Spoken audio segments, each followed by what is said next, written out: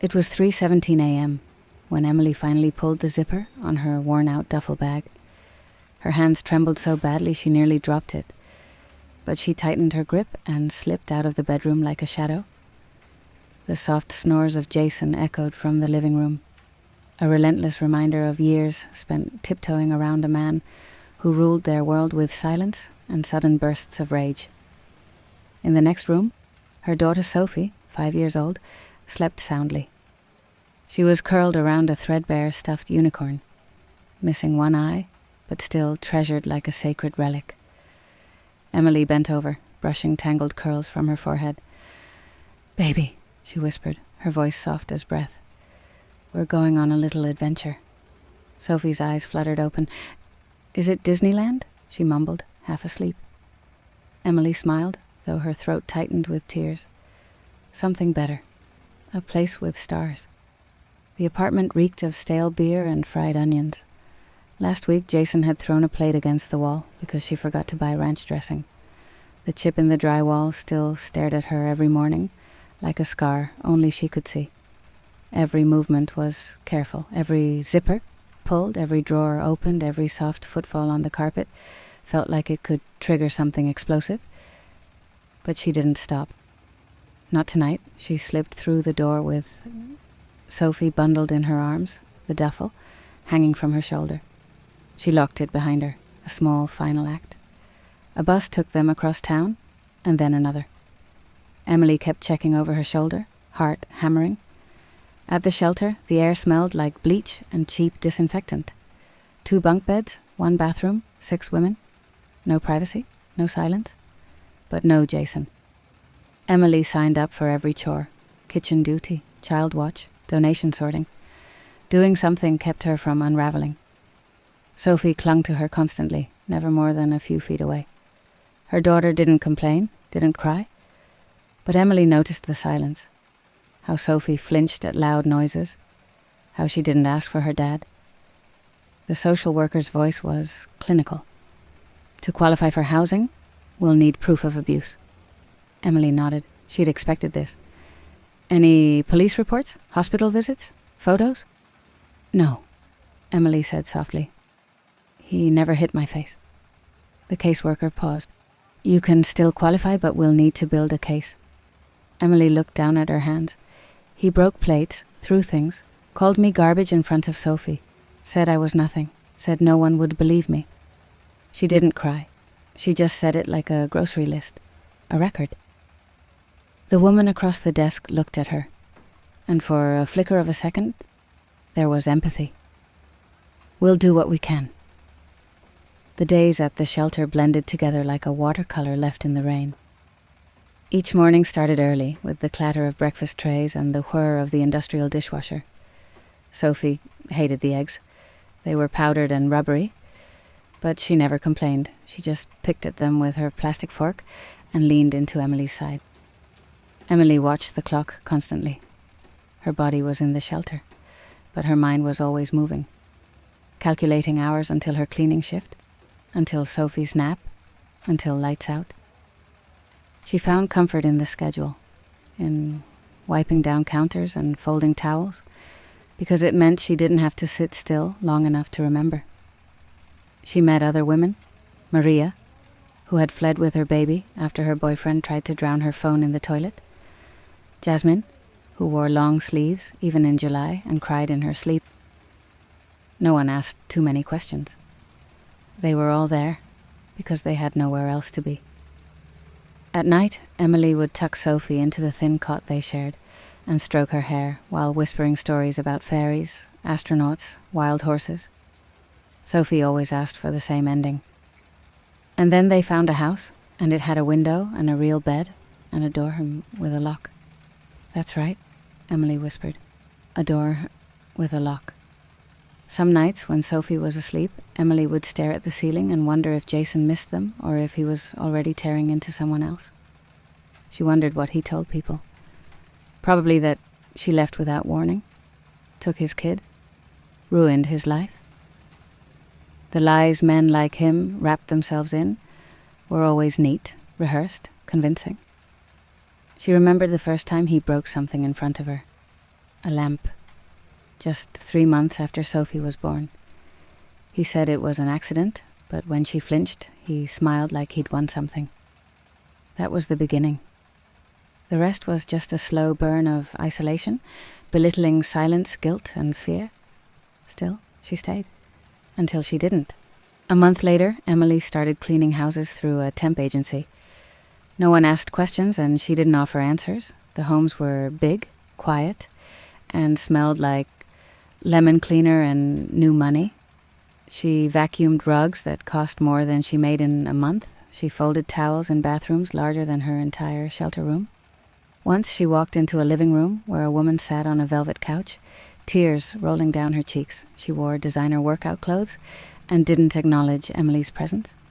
Just stared ahead, earbuds in. Grief, Emily thought. Doesn't care about zip codes. She made a game of collecting glimpses of their lives, expensive wine bottles in recycling bins, broken perfume caps, lipstick on coffee mugs. She built stories for them in her head, not to judge, but to understand. Everyone had cracks. Some just hid them better. Sophie adjusted to the new routine quickly. She was quieter than before, but observant. One afternoon, after Emily picked her up from a church daycare, she looked up and asked, "Are we rich yet?" Emily laughed. Almost. That night, they ate peanut butter sandwiches on a shared mattress, while Sophie recited facts about planets from a borrowed book. "Pluto's not a planet anymore," Sophie said sadly. Emily smiled. "That's okay. Pluto still exists, even if people don't call it what it used to be." The caseworker called on a Thursday afternoon. Emily had just finished wiping down baseboards in a townhouse with granite everything. "We found a unit," the woman said. "It's not perfect, but it's yours, if you want it." Emily didn't hesitate. "I want it." That night, she and Sophie stood in the middle of their new studio apartment, holding 2 trash bags and a plastic flamingo Sophie had insisted on keeping. The flamingo had lost its stand and leaned awkwardly in the corner, but Sophie beamed at it like it was gold. The apartment was small, the tile was cracked, the kitchen sink creaked when the faucet turned, but the heater worked, the window opened, and the door had a lock.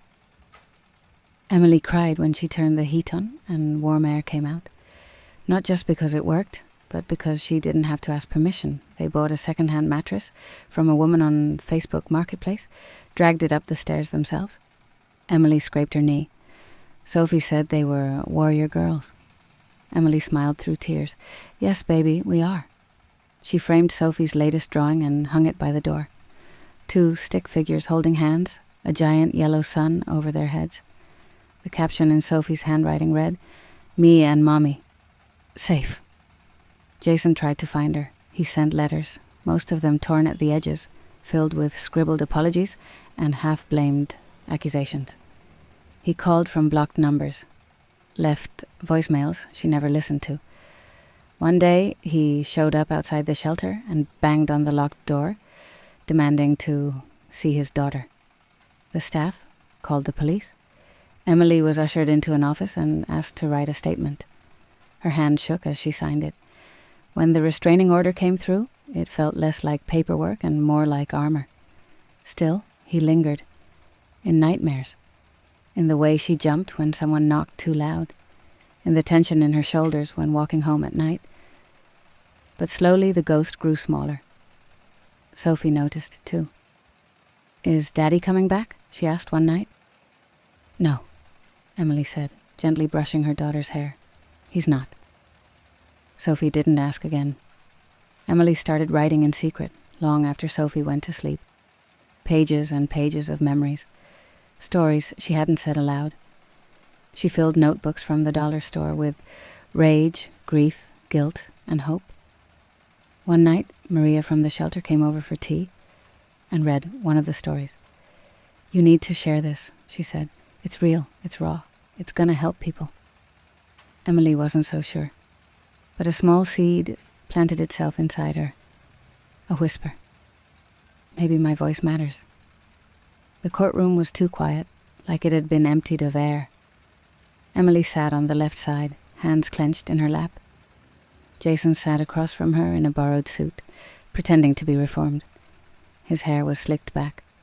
He smiled at the judge like he was at a job interview. Emily's stomach turned. When the judge asked if she had something to say, she stood. Her voice trembled, but didn't break. "Yes, Your Honor." She unfolded the paper she'd rewritten a dozen times. "This man has never been arrested. He's never left a mark where someone could see. But he's left plenty that I still feel. He called me garbage. He isolated me from friends. He broke things to scare me. He told me I didn't matter." She looked directly at Jason. "But I do matter. My daughter matters. And we're not going to live in fear anymore." The courtroom didn't make a sound. Jason smirked slightly but didn't speak. When the judge extended the restraining order, Emily didn't cry. She just exhaled, like she'd been holding her breath for 5 years. Outside it was raining. She walked slowly, umbrella-less, letting the water hit her face like baptism. Later that week, Emily visited her mother for the first time in over a year. The porch hadn't changed, the same chipped paint, the same rocking chair, with the squeaky joint. Her mother poured tea like it was a peace offering. "You were always strong, Emmy," she said. Emily gave a bitter smile. "You didn't believe me about Jason." Her mother looked down. "I was scared. I didn't want to see it, and I didn't know how to help. But I'm proud of you now. You saved Sophie." They sat in silence for a long time. Forgiveness wasn't a door, it was a hallway. You had to walk it one quiet step at a time. Inside the house, her childhood bedroom still had faded stickers on the mirror. She stared at her reflection for a long time. The same face, but not the same woman. That night, Emily dreamed of stars and locks and open fields. That fall, Emily applied to a local community college. The application sat open on her screen for 2 full days before she dared to hit submit. She told herself she was too tired, too busy but really, she was scared of failing, scared of being too old, too broken, too late. In the essay section, she wrote, "My daughter once asked me if I was brave. I told her no. Now I tell her bravery isn't about not being scared. It's about leaving anyway. It's about opening a door with no idea what's on the other side." She was accepted. She enrolled in night classes, English literature, of course, and kept cleaning houses during the day. Her professor, Dr. Rivera, was a woman in her 60s, with sharp eyes and a sharper mind. On the 3rd week, she pulled Emily aside after class. "You have a voice," she said. "Don't let it go quiet again." Emily hadn't realized how much she'd needed to hear that. She started a blog. Late nights, after dishes and homework and bedtime stories. She wrote about her life, not the glamorous version, but the real one. The nights on shelter floors, the panic attacks in grocery aisles, the power in signing a lease with your own name on it. She wrote a letter to her younger self and posted it. "Dear Emily, you're 22. You think love is supposed to hurt a little. You think you deserve silence, crumbs, rage. You don't. You never did. You're allowed to want more, to raise your voice, to leave. One day, you'll look in the mirror and see someone worth fighting for, and you'll be proud of her. Love, Emily." The post went viral. Thousands of shares, messages from women and girls all over the country. Some were still in the darkness, some had already left. All of them said the same thing. "I thought I was alone." 2 years after leaving Jason, Emily was reading excerpts from her memoir at a public library in Portland. The book wasn't a bestseller, but it had found its way into women's shelters, classrooms, and book clubs. It wasn't for profit. It was for power, for healing. Sophie, now 10, sat in the front row, with braces and an attitude, arms crossed, but eyes soft. When the Q&A began, a woman stood and asked, "How did you know when you were finally free?" Emily paused, looked at her daughter.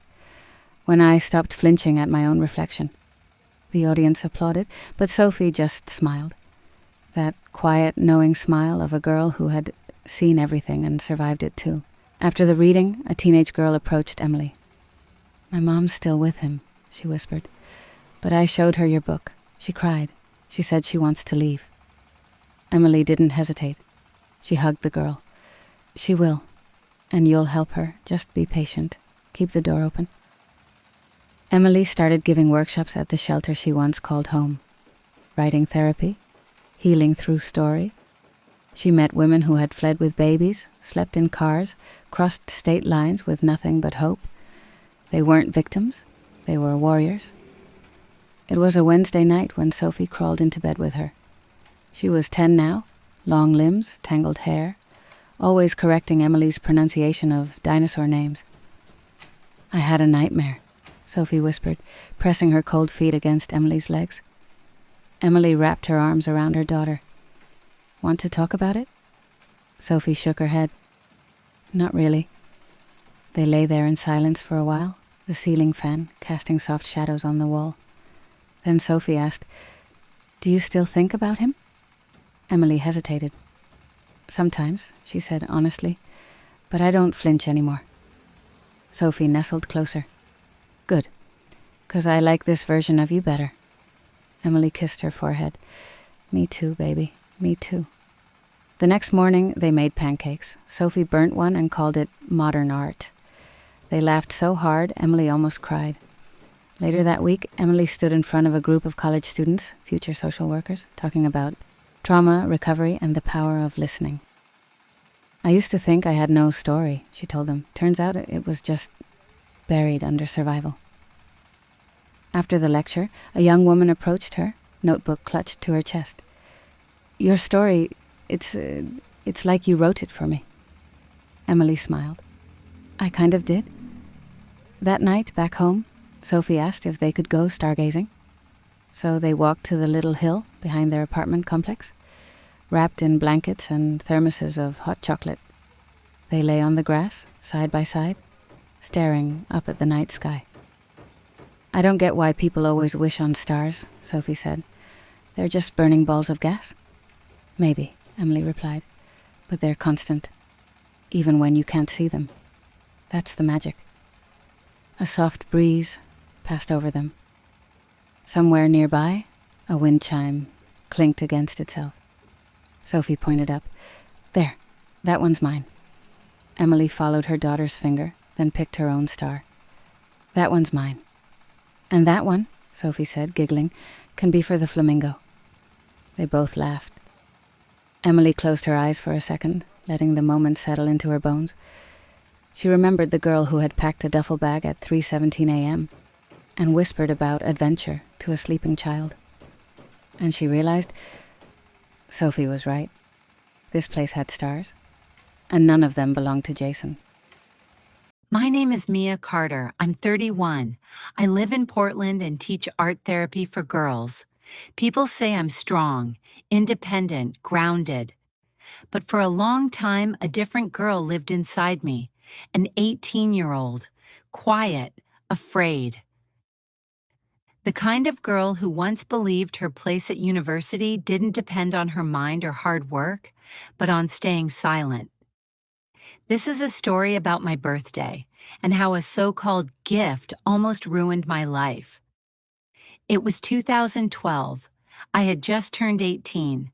I was a freshman at a prestigious university in Ann Arbor, Michigan. My friend and I went to a store to grab some snacks and celebrate quietly. Just as we reached the parking lot, we saw him, Dean Blake. He was leaving work, walking out of the university. At the time, no one knew anything.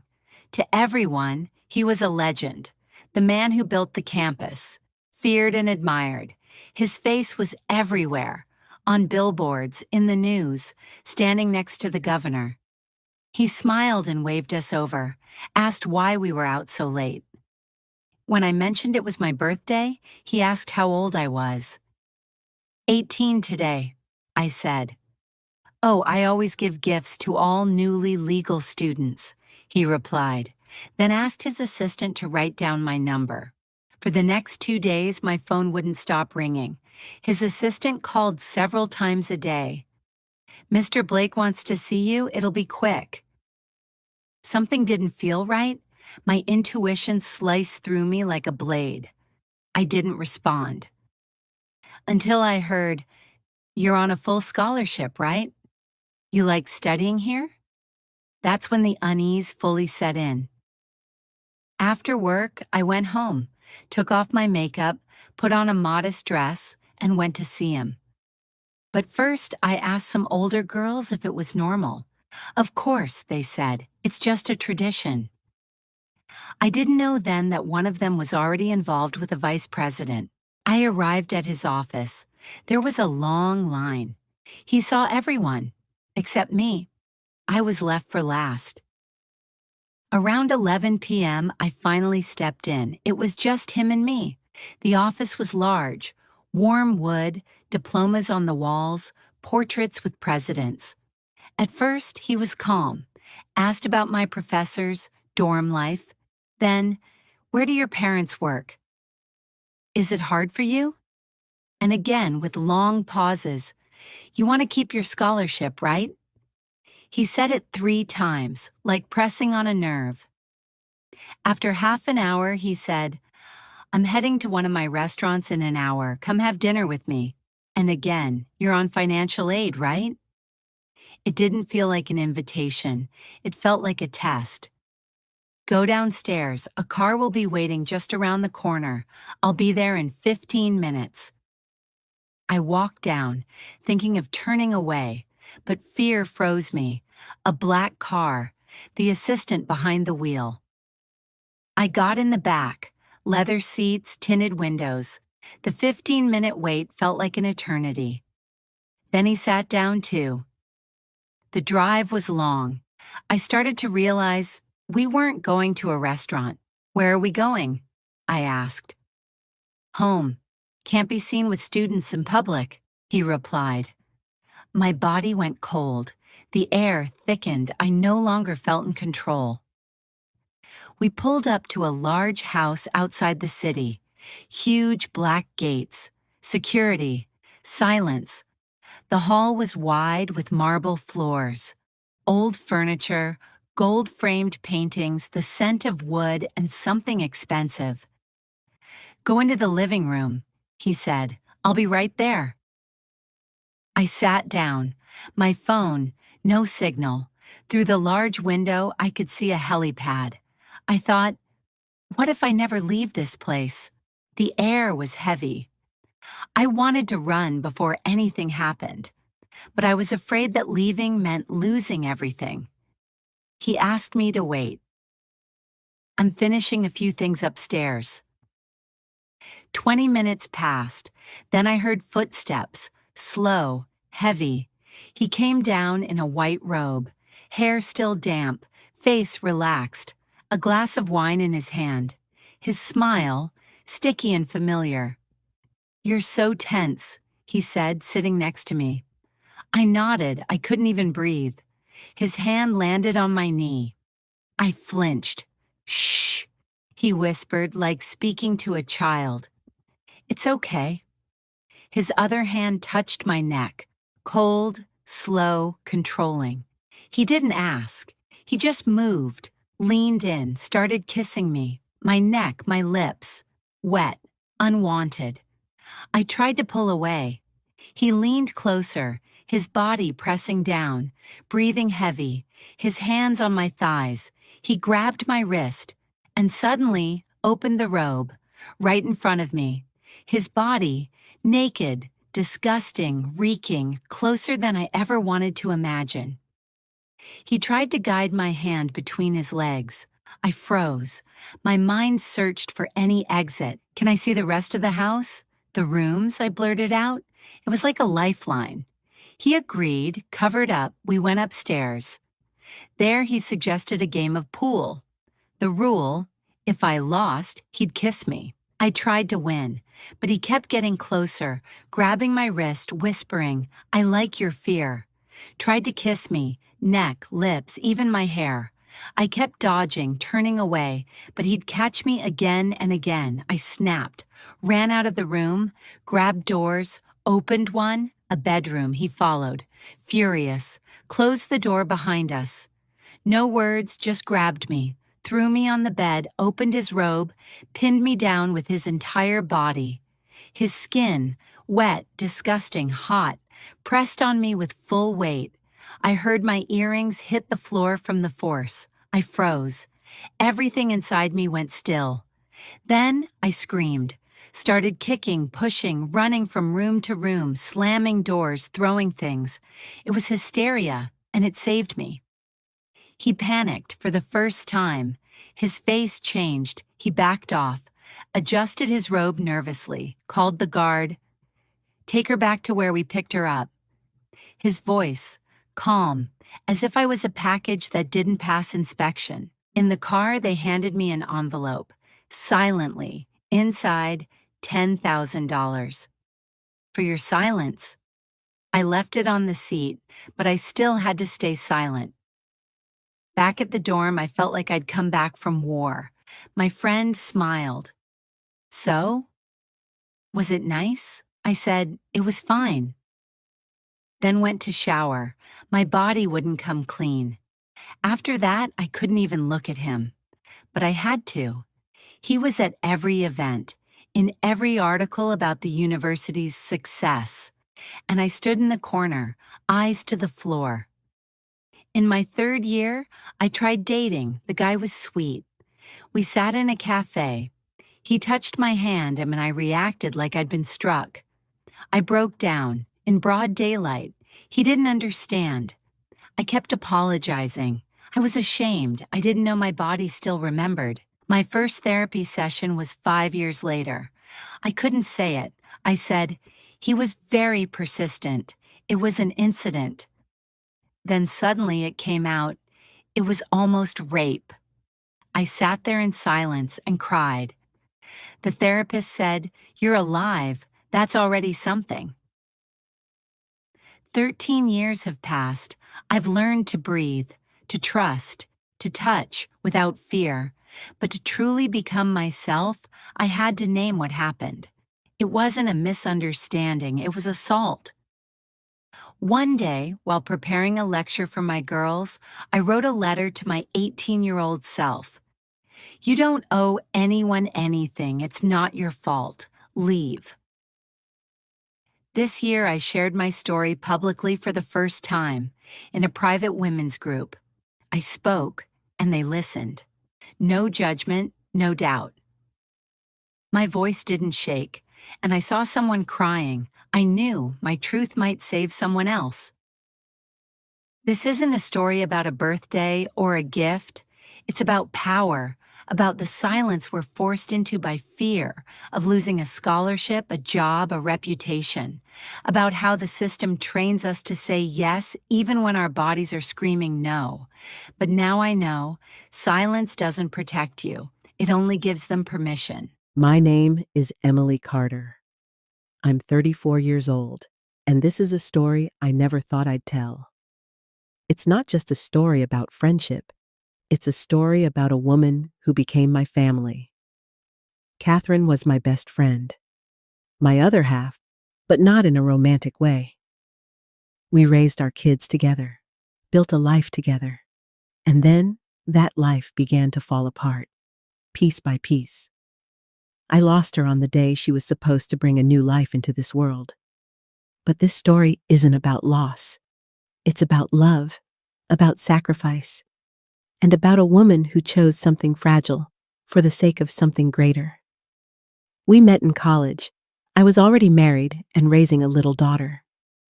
Catherine, brave, quick, and real, saw the tired look in my eyes and smiled. "You look like someone who knows all about diapers and doesn't sleep much." That's how it started. By mid-semester, we were inseparable. She'd bring coloring books to class to keep my daughter busy. I helped her study for exams, held her through heartbreaks, and cheered when she got married. We grew up side by side. When my son Mark was born, Catherine was the first to hold him. She kissed his forehead and whispered, "I already love him." I made her his godmother without even asking my relatives. A year later, she had a son, Leo. From that point on, we weren't just friends, we were family. Sick days, birthdays, tears, long walks, and late nights in the kitchen. Our kids called each other brothers, and called both of us Mom. My husband Nick adored Catherine. She was the kind of person who showed up, even if she wasn't invited. I would watch her laugh at our dinner table and think, this is what family looks like. And then the war began. The kind of war you can't imagine until it walks right into your home. Catherine's husband, Alex, volunteered for the army. He said he couldn't just sit still.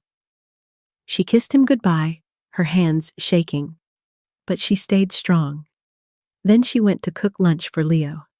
That's who she was. Scared, but never frozen. While Alex was on the front lines, Catherine stayed solid. She cared for her son, helped neighbors, delivered food, checked on the elderly woman across the street. Furthermore, she became the light when there was no electricity. Almost every evening she'd come over. We'd sit with our kids in the hallway, reading books, pretending this was just a game. Catherine always brought something, just in case. We never said the word fear, but it was there, and she pushed it back with her presence. One day, Catherine walked into my kitchen, sat down, and placed a pregnancy test on the table. She was quiet for a long time, then whispered, "I'm pregnant." There was no joy or panic in her voice, just silence and exhaustion. Then she added, "It's a girl. I just know. She's already mine." We sat in silence. Then we cried, laughed, hugged, and somewhere in the middle of it all, she said, like it was nothing, "The doctor advised me to terminate. I've got health complications, and now the war, and Alex is far away. Every day feels like a minefield, but I can't give her up. I've already chosen her." Catherine sang to her, rubbed her belly, let Leo rest his head against it, listening for his sister's heartbeat. She spoke to the baby like she was already in the room. "You'll be born in a war, but you are my love, my someday." Alex came home on leave 2 weeks before the birth. He built the crib, washed the windows, brought her pastries. I hadn't seen her so happy in a long time. That morning, my daughter walked up to me and said, almost as if she knew, "Mom, can you go check on Aunt Catherine? I think she needs you." I thought about it. But then life got in the way. I figured I'd go when she was discharged from the hospital. A few hours later, Alex called Nick. The labor had started, and something had gone terribly wrong. Her water broke too early. The fluid got into her lungs. Her breathing stopped. They fought for her, to the very end, but they couldn't bring her back. The baby girl, Leah, was born, and Catherine was gone. I held Leah in my arms. She was tiny, warm, with her mother's nose. I pressed her to my chest and whispered, "You cost so much, but you are a gift." Alex sat in the corner, silent. Then he murmured, "She gave everything for her." After the funeral, Alex went back to the front. He said he had to finish what he'd started. He asked if Leah and Leo could stay with us. We didn't hesitate. They were already part of us. Now the house is louder. There are more toys, more footsteps, more laughter. Leo sleeps in Mark's room. Leah in the crib Catherine picked out. And me. I rock her at night and hum that off-key lullaby Catherine always sang to her kids. We talk about her every day. Leo writes letters to Mom in the sky.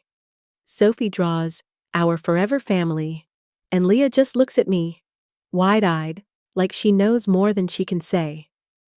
Maybe she really does, because Catherine didn't leave. She's still here, in the house, in the kids, in every quiet moment, in the love that stayed behind. Catherine didn't die by accident. She died because she chose love, knowing exactly what it might cost. She made room in this world for her daughter. And in doing so, she gave all of us more than we'll ever be able to repay. If you've ever lost someone who made you feel alive, whole, real, write their name. I'll read each one. And if this story moved you, share it. For Catherine, for all the women whose love remains long after they're gone. The moment I told my partner I'd been fired, he didn't even pause. No concern, no surprise, just raw, seething anger. Of course you got fired, he snapped, slamming his tablet shut. You've always thought you were smarter than everyone else. Maybe now you'll learn your place. I stood there, still in my office attire, clutching my bag straps like they were anchoring me to the floor. I'd played this moment out in my mind countless times. Pictured him wrapping me in a hug, promising we'd face it together. But this wasn't that moment. This wasn't that man. The truth? I hadn't been fired. I'd been promoted suddenly, joyfully, after years of quiet, relentless work. Walking home that evening in Seattle, mulling over how Ethan had grown distant, distracted, I felt a flicker of doubt. What if he couldn't handle my success? What if he resented me for out-earning him? He'd been raised in a family where the man was the pillar, the provider, as his mother would say, her words lingering in our apartment like a dated sermon. Still, I didn't expect the outburst. He glared at me like I was a burden he'd just noticed. Do you even realize the mess you've put us in? How are we supposed to cover the rent now? He shouted, pacing the living room, never once asking how I felt or what happened. I stayed silent, not out of weakness, but because my throat locked up, my body sensing I needed to hold back. And maybe that was for the best. If I told him the truth that I'd been promoted, that I'd be earning more than ever, I'd have missed what followed. I'd have missed the fractures in our life that were finally breaking open. Instead, I stood there as he ranted, claiming I'd never contributed anything meaningful, that I just pushed papers while he built things that mattered. The rest of that evening is a blur. I think I locked myself in the bathroom, stood under the shower for 30 minutes, the hot water burning my skin as if it could erase the shame, the confusion, the fear. That night, he slept on the couch without a word. In our bed, I stared at the ceiling, my mind racing. There had been signs, I realized. Signs I'd ignored for far too long. The late nights at the office, the secretive glances at his phone, the way he stopped looking me in the eye when we talked. And now this, his utter lack of compassion, his coldness. It wasn't just about the lie anymore. Something deeper was at play, something darker. And I felt it stirring under my skin, the instinct to survive, to uncover the truth before it consumed me. Looking back, the signs were there long before I mentioned being fired. They weren't blatant at first, just small things. Ethan coming home later each night, always with a vague excuse. His phone, once left carelessly on the counter, now always face down, locked tight. Or how he'd started skipping our Sunday brunches, a ritual we'd kept for years, with nothing but a shrug and a maybe next week. I told myself it was stress. His architectural firm had landed a huge waterfront project. He was working harder than ever. I wanted to believe that, because the alternative, that the man I'd shared a home with for a decade was drifting away, was too painful to face. But one moment stuck with me, replaying endlessly in my head.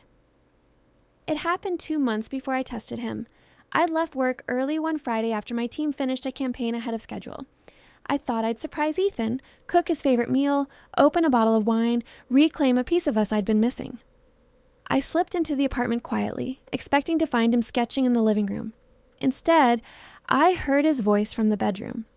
He was on the phone, speaking in a tone I didn't recognize, serious, guarded, almost scripted.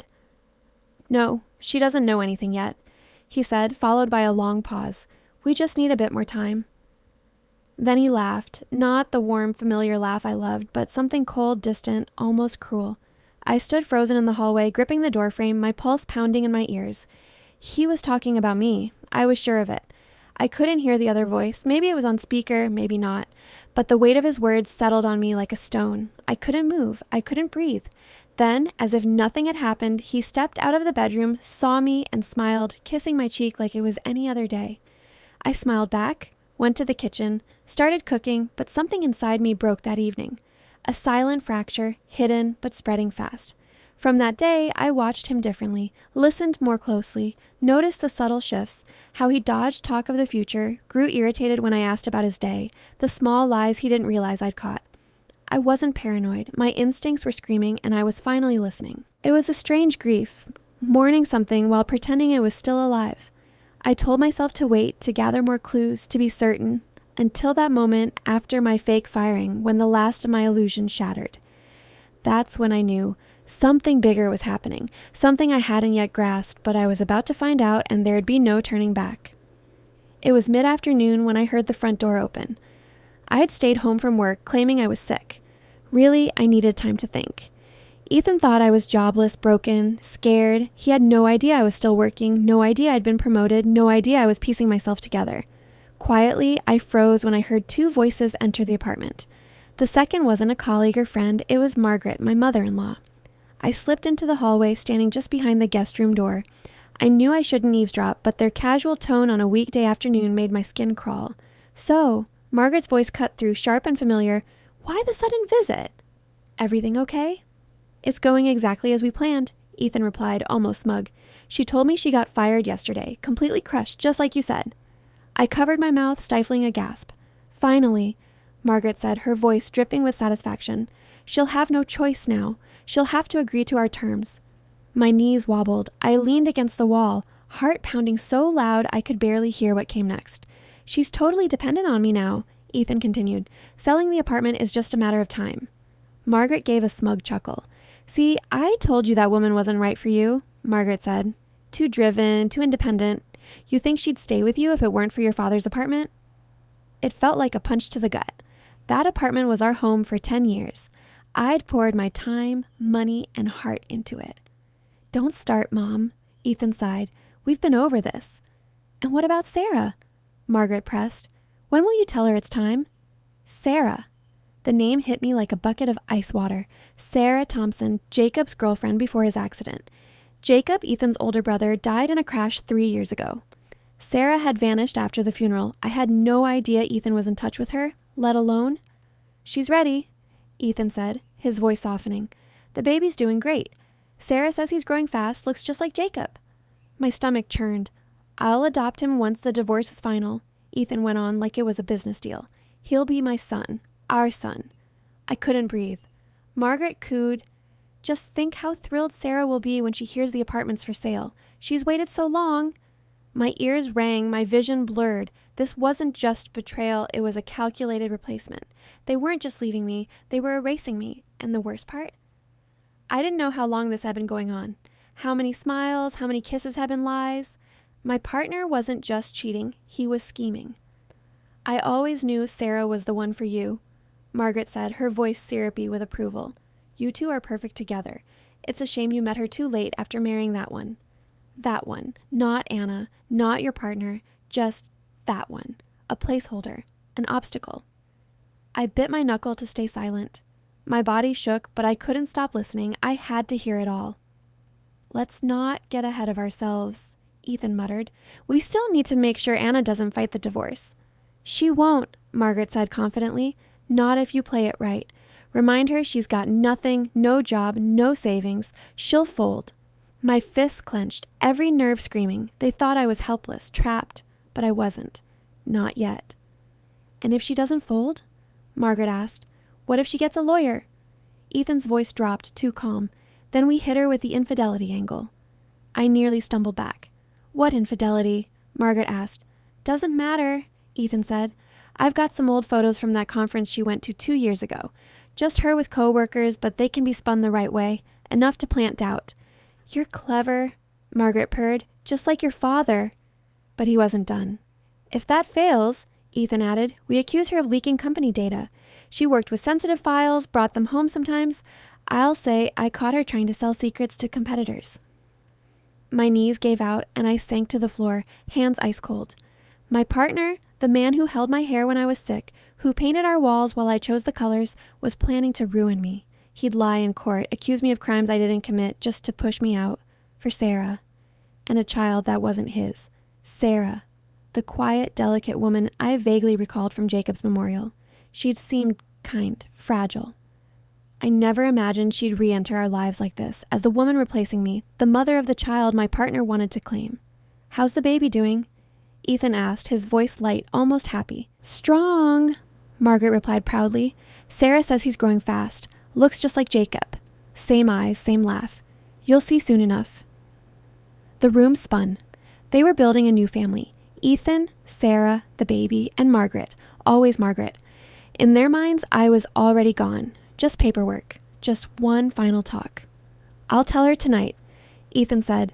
She's already shaken from losing her job. It's the perfect time. I'll play the sympathetic card, say it's better for both of us, offer her some cash to walk away. Margaret snorted. Push the pity. Make her feel like a burden. She'll cave. Women like her always do. I bit my lip until it bled, but through the pain, I smiled faintly. They didn't know I hadn't been fired. I'd been promoted. Their plan was already unraveling.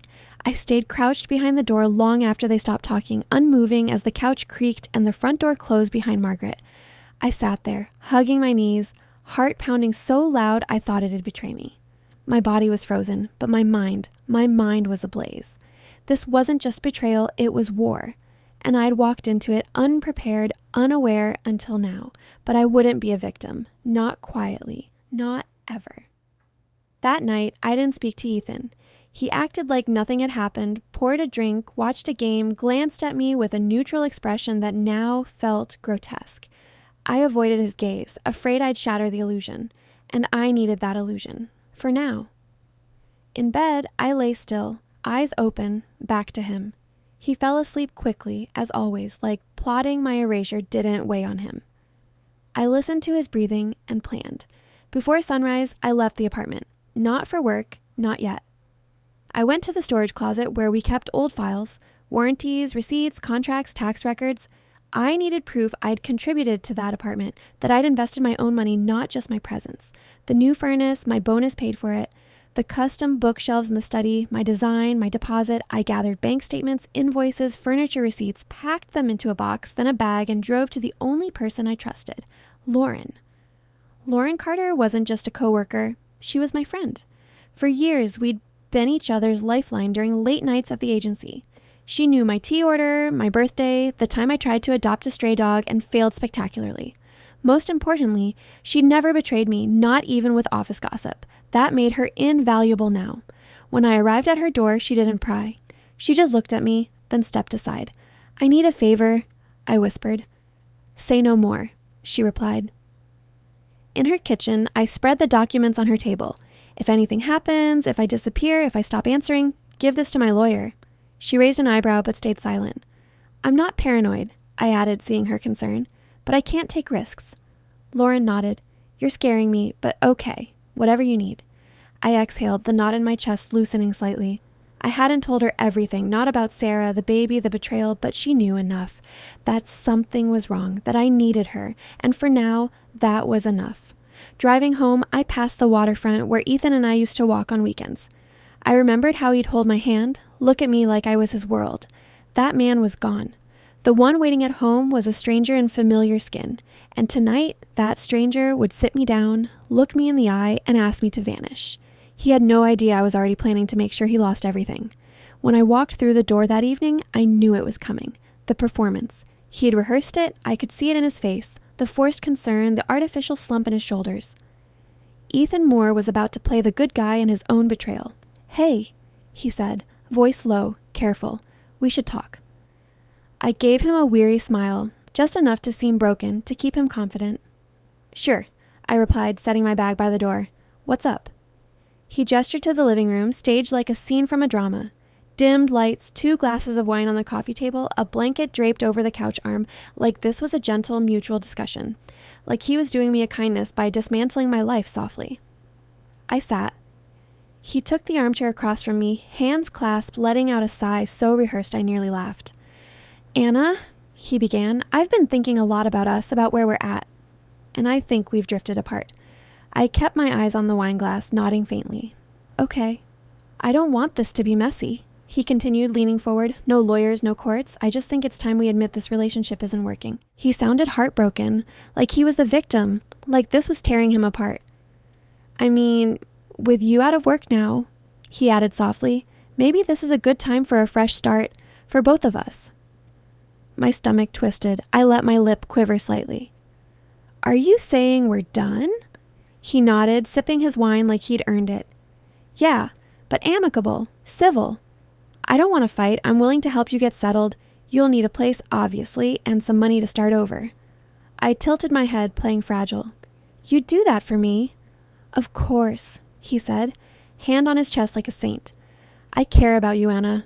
I just don't think we're right for each other anymore. We've changed. He paused for effect, then added, and the apartment, it's legally mine, left to me by my dad. But I want to be fair. I'll give you a settlement, something to cover rent for a few months. I blinked, let out a shaky breath. How much? He named a number. It was pathetic, a fraction of what I'd invested in our home, but I didn't react. I stared at him, like I was seeing him anew. I just thought we'd try harder, I whispered. I thought we were stronger. Ethan reached out, touched my hand like an actor tired of his role. I'm sorry, but this is the best way forward. I promise I gave him what he wanted, nodded slowly, eyes misty, lips tight in defeat. Okay, I said. I'll think about it. He exhaled, relieved. But behind my silence, behind the trembling breath and damp eyes, I was building my case. He didn't want lawyers, but I was about to hire the best in Seattle. The next morning, I left before Ethan woke. He was still sprawled on couch, buried under a blanket like a kid dodging consequences. No note, no explanation, just silence. Let him wonder. Downtown Seattle was stirring as I entered the old stone building where Jessica Lane's office sat between a bakery and a bookkeeping firm. The hallway smelled of fresh bread and paper. I waited 10 minutes that felt like forever, rehearsing my words. When Jessica called my name, I walked in and told her everything. Not everything, not Sarah, the baby, or the betrayal that cracked my voice, but enough for a lawyer to see the battlefield.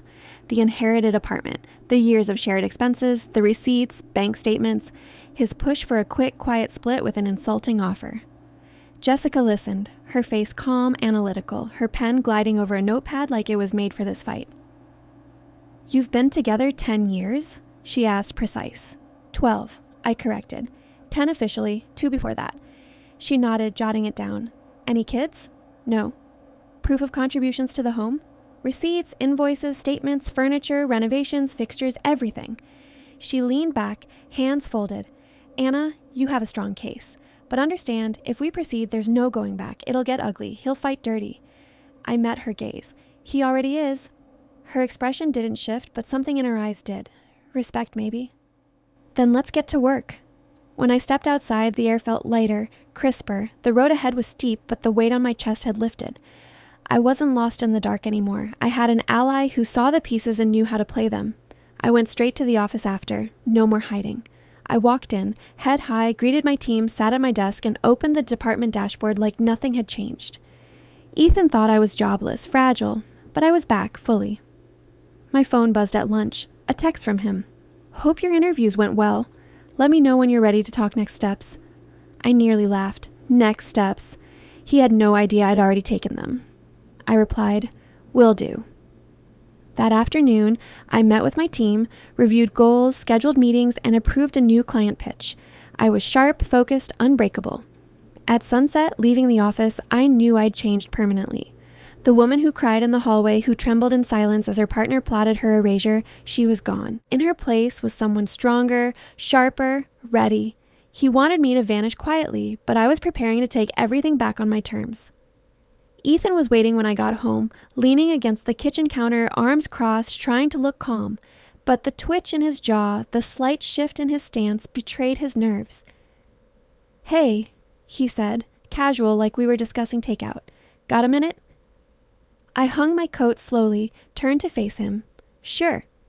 He nodded toward the living room. Same setup as before, couch, wine, blanket, the same rehearsed scene. He thought I'd bought his first act. I've been thinking, he started, I want to finalize things soon. The split, the paperwork, get it settled so we can move on. I nodded, keeping my face soft. Okay. He blinked. So, you agree? I'm not fighting the split, I said gently, but I want to understand what's fair, so I've talked to someone. He froze. Someone? A lawyer. His eyes narrowed.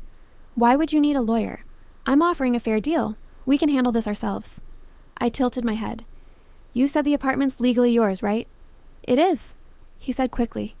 But we've lived there 10 years. I've put money in. I have receipts. I just want fairness. He laughed, sharp, defensive. Anna, you're blowing this out of proportion. You lived here. That's not owning it. I paid for the study remodel, I said softly.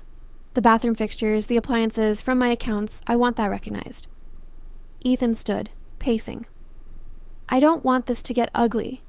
Then don't insult me with a number that barely covers 3 months' rent. He turned, and the mask slipped, anger, panic. You're being unreasonable. No, I said calmly. I'm being smart. You taught me that, remember? Plan ahead. Protect your assets. He ran a hand through his hair, eyes darting. You really want to do this? Lawyers? You think that's smart? I think it's necessary, I replied. You wanted fairness? This is how it works. He didn't respond right away, just stared, recalculating, reframing me. I wasn't the broken partner he'd expected. I was a problem now. So what do you want? He muttered. Half the apartment?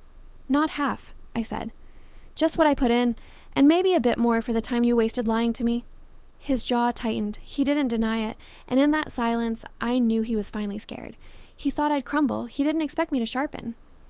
The split finalized 6 weeks later, not quietly, not quickly. Ethan stalled once he realized I wouldn't roll over. His lawyer, probably the smug friend he'd boasted about to Margaret, tried every tactic. But Jessica was sharper, relentless. She had every receipt, every transfer, every signature I'd made on that apartment. We didn't chase more than what was fair, but we ensured Ethan couldn't keep what wasn't his. I walked away with a solid settlement and full recognition of my contributions. Not just financial, but as a partner who'd built a home before he tore it down. The last time I saw him, we were signing papers in a stark conference room downtown. Sarah wasn't there, but I felt her presence behind him, quiet, waiting to step in once I was gone. Ethan didn't meet my eyes, not once. When it was done, I stood, tucked the pen in my bag, and said, "You always underestimated me." He didn't reply. He didn't need to. I saw it in his face, regret, or maybe just shock that his script for me didn't end as planned. I moved into a modest apartment overlooking the Sound. Not grand, not spacious, but mine. The first night, I left every light on, not from fear, but because I could.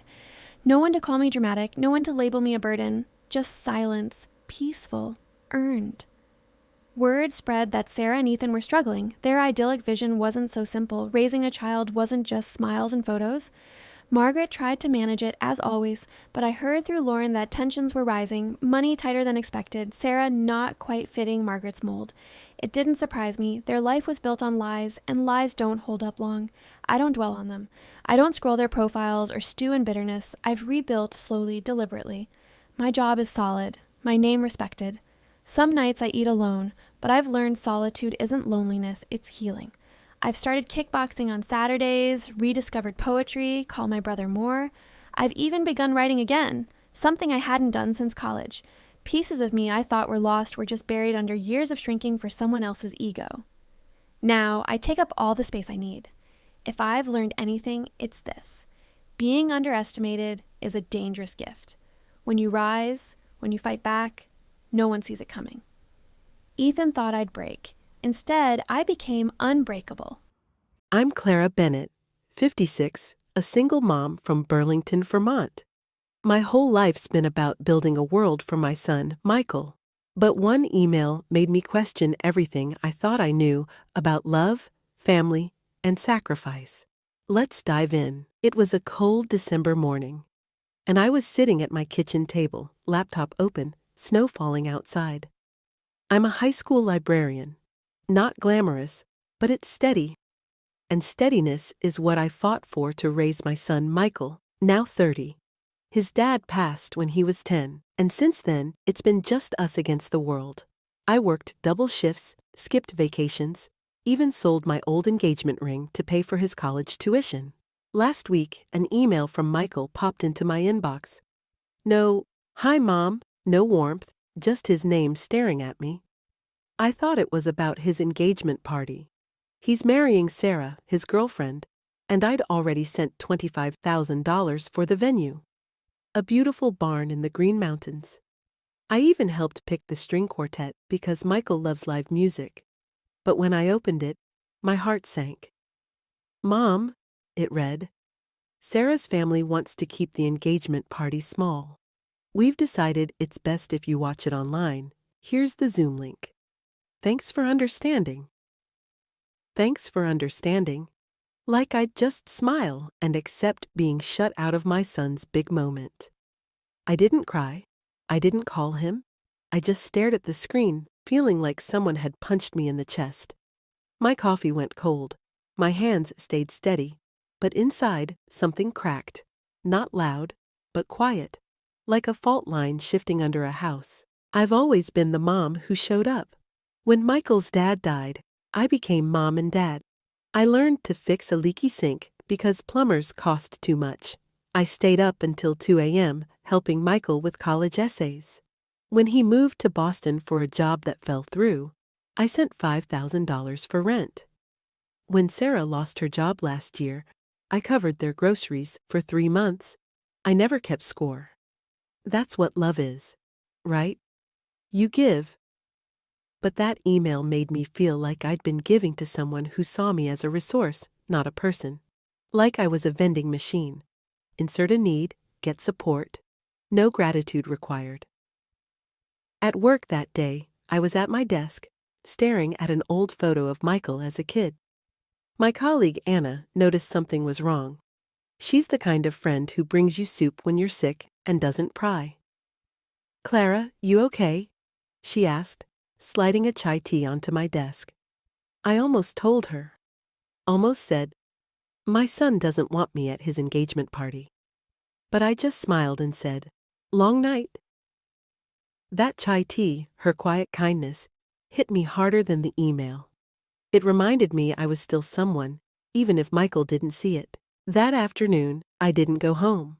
I drove to the bank. Maria, my banker, greeted me with her usual smile. "Clara, what's up?" she asked. I took a deep breath. "I need to cancel a transfer, the one for the engagement party venue." Maria raised an eyebrow. "That's $40,000, Clara. Are you sure?" I nodded. "I'm sure." That was the second half of the payment.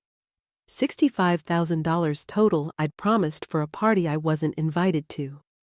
I signed the forms, walked out, and felt a weight lift, just a little. By evening, my phone was blowing up. Michael, Sarah, even Sarah's mom, who I'd only met twice. "Mom, what's going on?" Michael's voicemail sounded panicked. "The venue says the payment didn't go through. We could lose everything." I didn't answer. I poured a cup of chamomile tea and sat by the window, watching the snow fall. For the first time in years, I wasn't scrambling to fix someone else's mess. The next evening, Michael showed up at my door, snow on his coat, looking frustrated. "Mom, why aren't you answering? This isn't funny." I let him in, calm as the snow outside. "I'm not laughing," I said. "You told me to watch your engagement party on Zoom. I'm respecting your wishes." He paced, exasperated. "Sarah's parents want it small, okay? They're paying for most of it. It's not personal." "Not personal?" I raised an eyebrow. I paid $25,000 already.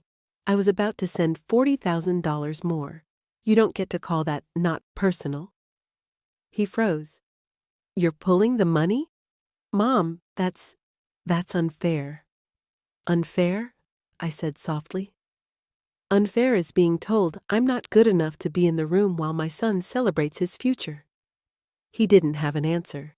He just stood there, then muttered, "I didn't think you'd take it like this." And he left. The door closed quietly, but it felt like a chapter slamming shut. The next day, the text started. "Michael, Mom, we lost the venue. Sarah's devastated. Sarah, Clara, please, we can work this out. Can you come to the party if we figure out the guest list?" There it was. My presence was suddenly negotiable, because the money was gone, not because they wanted me. I didn't reply. At work, Anna invited me to lunch. Over soup and bread, I told her everything. She listened, then said, "Clara, you've spent your life carrying everyone else. Maybe it's time to carry yourself." Her words stuck with me. I started small. Signed up for a pottery class I'd always wanted to try. I read books I'd put off for years. I laughed with friends who saw me, not my wallet. A week later, Rachel, Michael's old high school friend, showed up at my door. "Mrs. Bennett," she said, her voice soft, "Michael's a wreck. They had to move the party to Sarah's parents' backyard. He knows he hurt you." I handed her a mug of tea. "Does he?" I asked. "Or does he just need me to fix this?" Rachel sighed. "He doesn't get it yet, but I do. I'm sorry." We talked for a while, about old times, about how fast life changes. She hugged me before she left, and I realized something. I wasn't alone. I just had to stop chasing people who didn't see me. The engagement party happened without me. A small backyard gathering, from what I heard. Michael sent one last email. A long one, half apology, half excuse. I read it, then let it go. I wasn't angry anymore. I was free. For the first time, I woke up without waiting for someone else's crisis. I made a new rule. If I'm not valued, I don't stay. This wasn't about revenge. It was about realizing my worth. Sometimes the hardest love is the one you give yourself, when you stop setting yourself on fire to keep others warm. Have you ever had to walk away from someone you love to find yourself? Drop it in the comments. I'd love to hear your story. If this resonated, hit that like button. Share it with someone who needs to hear it. And subscribe for more stories that remind us who we are. My name is Clara May Thornton. I'm 68 years old, and for nearly 5 decades, I was the quiet backbone of Willow Creek Vineyard, a small organic winery nestled in the misty valleys of Oregon's Willamette region. My hands, now gnarled with arthritis, still carry the memory of crushing grapes for our signature Pinot Noir, pruning vines at dawn, and bottling wine by lamplight with my husband, Thomas. We built this place from nothing. A patch of wild land turned into rows of thriving vines. A home, a legacy. For 46 years we poured our hearts into this vineyard, raising 2 children, Michael and Laura, amidst the scent of fermenting grapes and the hum of summer cicadas. 3 weeks ago, I buried Thomas. We'd been married since 1979, partners in every sense, tending the land, balancing the books, raising our family. His death wasn't sudden. Lung cancer stole him slowly over 16 months, eroding the man who once carried 50-pound crates without breaking a sweat. His final months were spent in a haze of painkillers, his voice barely a whisper. "Don't tell the kids yet," he'd said one night, his hand frail in mine. Let them have their lives a little longer. I honoured his wish, though it weighed heavy, but deep down I already knew our children had drifted far from the vineyard's roots, long before the diagnosis. Michael, our eldest, had carved out a high-powered career in Seattle's tech scene, building algorithms and chasing promotions. He hadn't spent more than a weekend at the vineyard in over a decade, his visits brief and distracted, always tethered to his phone. Laura, our youngest, floated between fleeting dreams, ecotourism startups, wellness retreats, each one funded by Thomas's savings, each one collapsing under her optimism. I'd hoped grief would tether them back to the vineyard, to the evenings we spent around the oak table, laughing over simple meals of bread and wine. I thought they'd remember the love that built this place, the family we were. But when they arrived for the funeral, I saw strangers in their eyes, not children mourning their father. The night after the funeral, I sat alone in the kitchen, tracing the worn grooves of our dining table, its surface etched with decades of meals and memories. The house was too quiet, without Thomas's low chuckle or the clink of his glass. I told Michael and Laura we could sort through their father's belongings together the next day.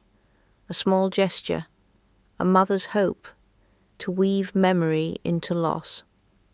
but they had other plans. The next morning, sunlight spilled through the vineyard's old linen curtains, ones Thomas and I had chosen together in a Portland antique shop 30 years ago. I brewed Thomas's favourite black tea, not the sharp espresso Michael preferred, and waited at the table, my hands folded, my heart heavy with anticipation. They came downstairs, dressed not for a family moment, but for a transaction. Michael wore a crisp blazer, his face all business. Laura's silk dress and polished nails spoke of boardrooms, not vineyards. "Mom," Michael began, setting his mug down with the same deliberate precision I'd seen in Thomas when he balanced our ledgers. "We've been talking." Laura glanced at him, then at me, her smile tight. "It's time to settle things. The estate, the vineyard, the house." I blinked, the words landing like stones. "Settle?" I echoed, my voice quieter than I felt. "It's practical," Michael said. "You can't manage the vineyard alone. The house, it's too big for you now, Mom. Too much at your age. My age." The phrase hung heavy. I'd tended vines through storms, driven deliveries in snow, baked for community fundraisers, and taught local kids about soil health. My hands were weathered, but they were far from weak. Laura's voice softened, but it carried the polish of a sales pitch. "There's a retirement community an hour away, Green Hills Retreat. It's lovely, activities, people your age." I stood to clear the breakfast plates, needing movement to steady my trembling hands. Then Michael slid a folder across the table. "Dad spoke to me about this last year," he said, his tone clipped. "He wanted Laura and me to take over. The documents bore Thomas's signature, too neat, too steady for a man whose hands shook in his final months." "This isn't from our lawyer," I said, my eyes fixed on the paper. "He was lucid when he signed," Michael insisted. Laura added quickly, "A developer's offering $6 million for the land. You'd be secure, Mum. A fresh start. A developer. They wanted to sell the vineyard, to uproot decades of care and turn our life's work into subdivisions. You're talking about erasing your father's legacy," I said, my voice low but steady. Michael's response was cold. "The vineyard's not sustainable, Mom. Be reasonable." A fire stirred in me, the kind I hadn't felt since I chased off a coyote threatening our chickens years ago. "Show me the will," I said. Michael hesitated, then pushed the folder closer. I didn't touch it. "We'll talk tomorrow," I said, turning away. But I already knew there'd be no real conversation. I didn't sleep that night. I lay in the bed Thomas and I had shared, listening to the creaks of the old farmhouse and the rustle of vines outside. Every sound was familiar, a language of home. But my children's hearts had become foreign, their loyalty replaced by calculation. By morning the sharp scent of Michael's espresso filled the house, a bitter intruder's aroma. My joints ached, not from age, but from betrayal. As I moved downstairs, they were waiting, coats on, a suitcase packed, not mine. "We packed essentials for you," Laura said, her voice bright but brittle. "We thought we could drive you to Green Hills today, just to look." I poured my tea, my hands steady. "I'm not going to a retirement home." Michael checked his watch, impatient. "Mom, the paperwork's done. The sale closes next week. You can't stay." I stared at him, seeing not the boy who once trailed Thomas through the vines, asking about fermentation, but a man who saw me as an obstacle. "I need my medication and some photos," I said, stepping away. Laura nodded, relieved. "Take whatever you want. We'll ship the rest." Upstairs I gathered my pills, but also something they didn't know existed. Behind a loose panel in the bathroom cabinet, installed when Thomas worried about theft in the 80s, I retrieved my passport and birth certificate in the closet behind his old wool sweaters. I pulled out a fireproof box heavy with more than sentiment. Inside was the original deed to 15 acres of vineyard land, purchased in my maiden name before our marriage. It wasn't just land, it held the only natural spring on the property, the lifeblood of irrigation. Without it, no vines could grow, no development could thrive. Thomas had called it our just-in-case safety net. Now it was my lifeline. I returned downstairs, my purse heavier, my resolve lighter. "Ready?" Michael asked, his tone expectant. "Sure," I said, letting Laura guide me to the car. I let them believe I was defeated. We drove past the vineyard's budding rose, past the community centre where I'd taught gardening classes, past the library where I'd read to children. But instead of heading toward Green Hills, Michael veered onto a remote dirt road.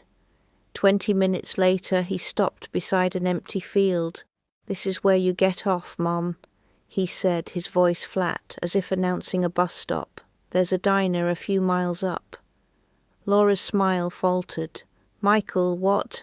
"She'll contest the will cause trouble," he cut her off. "This is cleaner. She has her meds, clothes."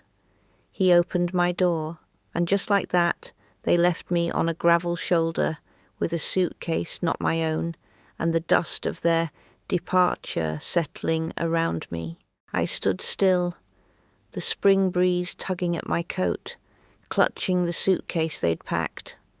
I wasn't afraid. I wasn't broken.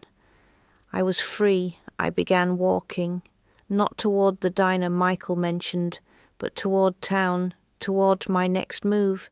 My flats weren't meant for gravel, and the sun warmed my neck, but each step sharpened my resolve.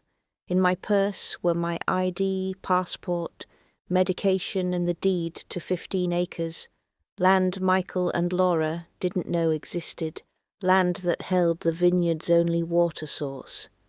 They thought they'd outmaneuvered me, but they didn't understand the soil they stood on, the weight of legacy. I did.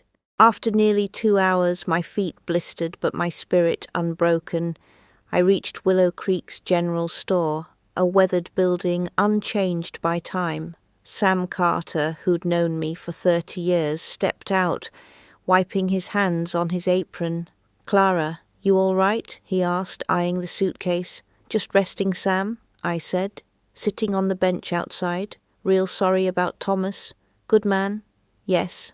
I nodded. He was. He hesitated, then offered, "Need the phone?" I nodded and followed him inside, past shelves of canned fruit and local honey, to a small office. I dialed Margaret Klein, our family lawyer, from memory. "Clara," she answered, surprised. "I've been trying to reach you. Michael presented a will. It doesn't match the one Thomas and I updated last year." I explained everything, the funeral, the forged will, the roadside abandonment, the deed. "Meet me in an hour," she said. "You have my help and my discretion." I hung up and turned to Sam. "Sell prepaid phones?" He nodded, refusing my money. "On the house, Clara. Anything else, you just say." Margaret Klein's office sat above the town bookstore, its walls lined with legal tomes and the faint scent of paper. She was a no-nonsense woman, her grey hair pulled back, her eyes sharp despite her years. She led me to a pair of armchairs by a window overlooking Willow Creek's main street. "Tell me everything," she said. So I did. The funeral, the cold discussion in our kitchen, the fake will, the drive, the abandonment, every detail. Then I opened the fireproof box and handed her the deed to the 15 acres. She examined it, her expression reverent. "This is gold, Clara. With the water rights, the developer can't move forward without this." "I know," I said. "The will Michael submitted is a forgery," she continued. Thomas's signature was too clean for a man in hospice. We'll challenge it, but this deed, its immediate leverage. I looked out the window, watching a young family cross the street, unaware of the quiet battle unfolding. I want my home back, I said, and I want them to understand what they've done. They will, Margaret promised. We'll make sure of it. By noon the next day, Margaret filed an emergency injunction to freeze any transfer of Willow Creek Vineyards ownership. A courier delivered a letter to the development firm outlining the separate ownership of the critical 15 acres and the water rights. Within hours, the developer paused the deal, their lawyers scrambling for clarification. I told them the truth, Margaret said as we reviewed documents in her office. The land is incomplete. The water rights aren't transferable, and your children lack the authority they claim. That evening, Laura texted my prepaid phone. Mom, please call. We didn't know about the other land. Can we fix this? No apology, just panic as their plan unravelled. I didn't reply. Michael called Margaret, demanding answers, but she informed him all matters were now legal. They miscalculated, she said, her voice calm. Badly. They thought I had nothing, I replied. But I had everything they forgot to value. I didn't return to the farmhouse. I rented a small apartment above the town cafe, its windows overlooking the rolling hills of Willow Creek. The space was simple, with a tiny balcony just big enough for a rocking chair and a few potted herbs. Mornings smelled of fresh coffee and warm scones from below. It wasn't the home Thomas and I built, but it was mine, and that mattered. I started teaching again, wine-making workshops at the community centre, sharing decades of knowledge about soil, vines, and fermentation.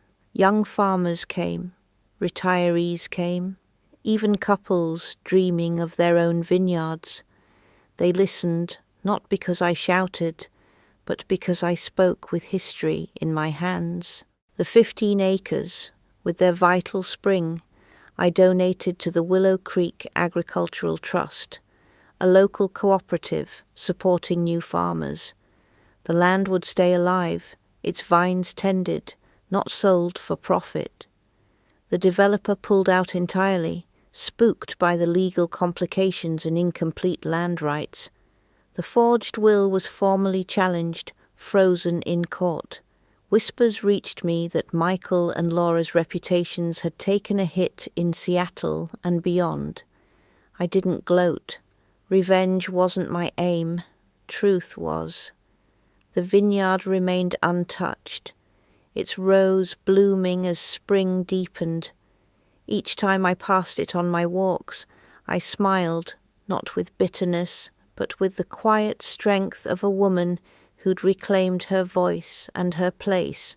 I often think back to that moment on the dirt road, standing alone with a suitcase I didn't pack, watching my children drive away without looking back. It should have broken me, but it didn't. In that silence, I heard a truth I'd ignored for years. Love doesn't mean blind loyalty, and being a mother doesn't mean enduring betrayal. Michael and Laura thought grief and age had weakened me, that I'd surrender everything, but they forgot who I was. Clara May, a woman who built a vineyard with her hands, her heart, and her mind. My strength was never in shouting, but in knowing what I stood for. If you've ever been cast aside, treated as a footnote in your own life, hear this. Your power isn't in how loud you fight, but in how deeply you know your worth. When you stand your ground, even quietly, it echoes louder than any betrayal. My vineyard still stands. My name is on the deed. My life is mine again. So to anyone told this is where you get off, I say, walk if you must, but don't leave your worth behind. Walk with purpose. Walk with quiet power. And when you're ready, tell your story. It might just save someone else. If this story moved you, don't forget to like, share, and leave a comment below. And if you've ever been underestimated and found your strength, tell us. Your story matters. My name is Dr. Maya Alvarez, and I was told not to come home for Christmas. The call came 3 days before. I had just gotten back from a grueling double shift at the palliative ward in Vancouver, drained to the bone, but still smiling as I looked at the neatly packed suitcase by my apartment door. I had picked out thoughtful gifts for everyone. A hand-knit scarf for Dad, the organic fig jam my sister-in-law pretends to hate but always finishes, and the ingredients for my signature sage stuffing, the one they all insist magically appears every year without quite remembering who makes it. I even bought a new forest green sweater, soft, warm, festive enough to fit in, but quiet enough not to look like I was trying too hard. So when my phone buzzed and I saw my younger brother Eli's name on the screen, I assumed he was calling to ask if I could pick up ice or help organize the Secret Santa spreadsheet like every year. But instead, his voice was cautious. "Hey, Maya, so listen, Zoe's coming to Christmas, okay? She's really into energy and presents and keeping the space light. And sometimes, with your work, it can feel kind of heavy, you know?" I waited. He continued, "I just think, for her sake, maybe it's better if you sat this one out. It's not personal." I didn't argue. I didn't ask him what he meant by heavy. He didn't say, "Because you're a palliative care doctor who walks people through the end of their lives with more grace and empathy than anyone I know." No, just heavy, like a thundercloud on his curated minimalist holiday Instagram grid. An hour later, Mom called. Her voice was soft, almost like a lullaby with barbed wire hidden underneath. "Sweetheart, we're just trying to make this easy for everyone. You know how sensitive Zoe is. If you come, it might confuse things. Honestly, we might not answer the door." That was the moment I knew. I wasn't just not invited. I was unwanted. I didn't cry. I didn't scream. I said, "Okay," hung up and opened my banking app. Mortgage top-up, canceled, auto loan support, paused. Emergency repair fund for their roof, locked. For the first time, I stopped being their silent backbone. I didn't post anything online, didn't message a single person. I just stopped, and that silence, for once, belonged to me. For years, I thought the way they treated me was normal, that maybe I really was too serious, too intense, too driven. I was the oldest, the prototype, as Dad liked to say during barbecues, just before handing Eli the bigger burger and calling him the miracle baby. Eli, the artist, the soul of the family. He dropped out of college twice to become a visual storyteller, and they threw him a re-entry brunch with mimosas and a hashtag. Meanwhile, when I got accepted into medical school on my first try, no gap year, no hesitation, Mom just said, "Wow, that's intense. Make sure you don't burn out." When I submitted my first research paper for publication, I left the printed copy on the kitchen counter, hoping someone would ask. No one did. When I brought home straight A's, they glanced and said, "That's nice," before sliding my report card under a stack of coupons. Eli once came home with a participation ribbon from a local film contest. They framed it. I tried. God, I tried. I showed up. I worked holidays. I covered their overdue utility bill last winter without being asked. I loaned Eli money when his short film didn't get the funding he expected, money I knew I'd never see again. But it never mattered. In their eyes, Eli was the one with a future, a glow. I was the serious one, the reminder of things they didn't want to feel. Until I stopped.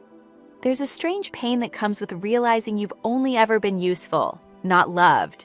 That was me, the fixer, the helper, the emergency fund on legs. I bought them a new water heater when theirs cracked in February. I spotted their overdraft before they even knew and quietly covered it. I paid for Eli's flight home last Thanksgiving after he spent his savings on a new lens. I never brought it up, never held it over them, because I thought it meant I mattered. But then I started noticing They only missed me when I made things easier. My help was invisible until it vanished. My presence was tolerable, as long as I didn't ask to be seen. Still, I kept helping. Out of love? Maybe. Out of duty? Possibly. Or maybe just out of habit. But that night, after being told not to come, something shifted. Not rage, clarity. I paused every transfer. The $900 a month I slipped into their mortgage? Gone. The rainy day fund I kept just for their car repairs? Closed. The $1,400 Eli still owed me? Written off. But nothing more would follow. They wouldn't feel it immediately. That's the thing about silent support. You only notice its absence after everything starts to fall apart. I didn't tell anyone. I didn't explain. I didn't even light my tiny tree. I spent Christmas alone, wrapped in the rosemary-scented blanket my grandmother had left me, drinking tea by the window and listening to old jazz records. I didn't cry. I didn't rage. I just existed. And for the first time, that was enough. But the day after Christmas, my phone lit up. 3 missed calls. Mom, then a text. Can you call? You've already done enough damage. My stomach dropped. Then a call from Aunt Jess, Dad's sister, the only one who ever remembered my birthday with a handwritten card. I picked up. Her voice was soft. Maya, what happened? They're saying you ruined Christmas, but you weren't even there. I exhaled. I ruined it? Jess hesitated. Something happened with Zoe. She left early. There was yelling. Your name came up. That was all she knew. But it was enough. Later that evening, she called again. So, apparently, Zoe saw a photo of you in the living room. Just an old snapshot. Maybe your med school graduation or something. And she recognized you.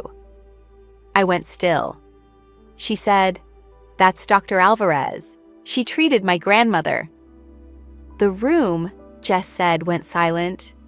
Then Zoe asked, "Is that the sister you always talk about?" No one replied. Whatever happened next made her quietly gather her things and walk out the door. I didn't need the details. I could imagine it. The jokes they always made.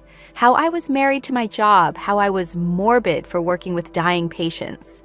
That awful line Eli once said, "Maya's basically death in a lab coat."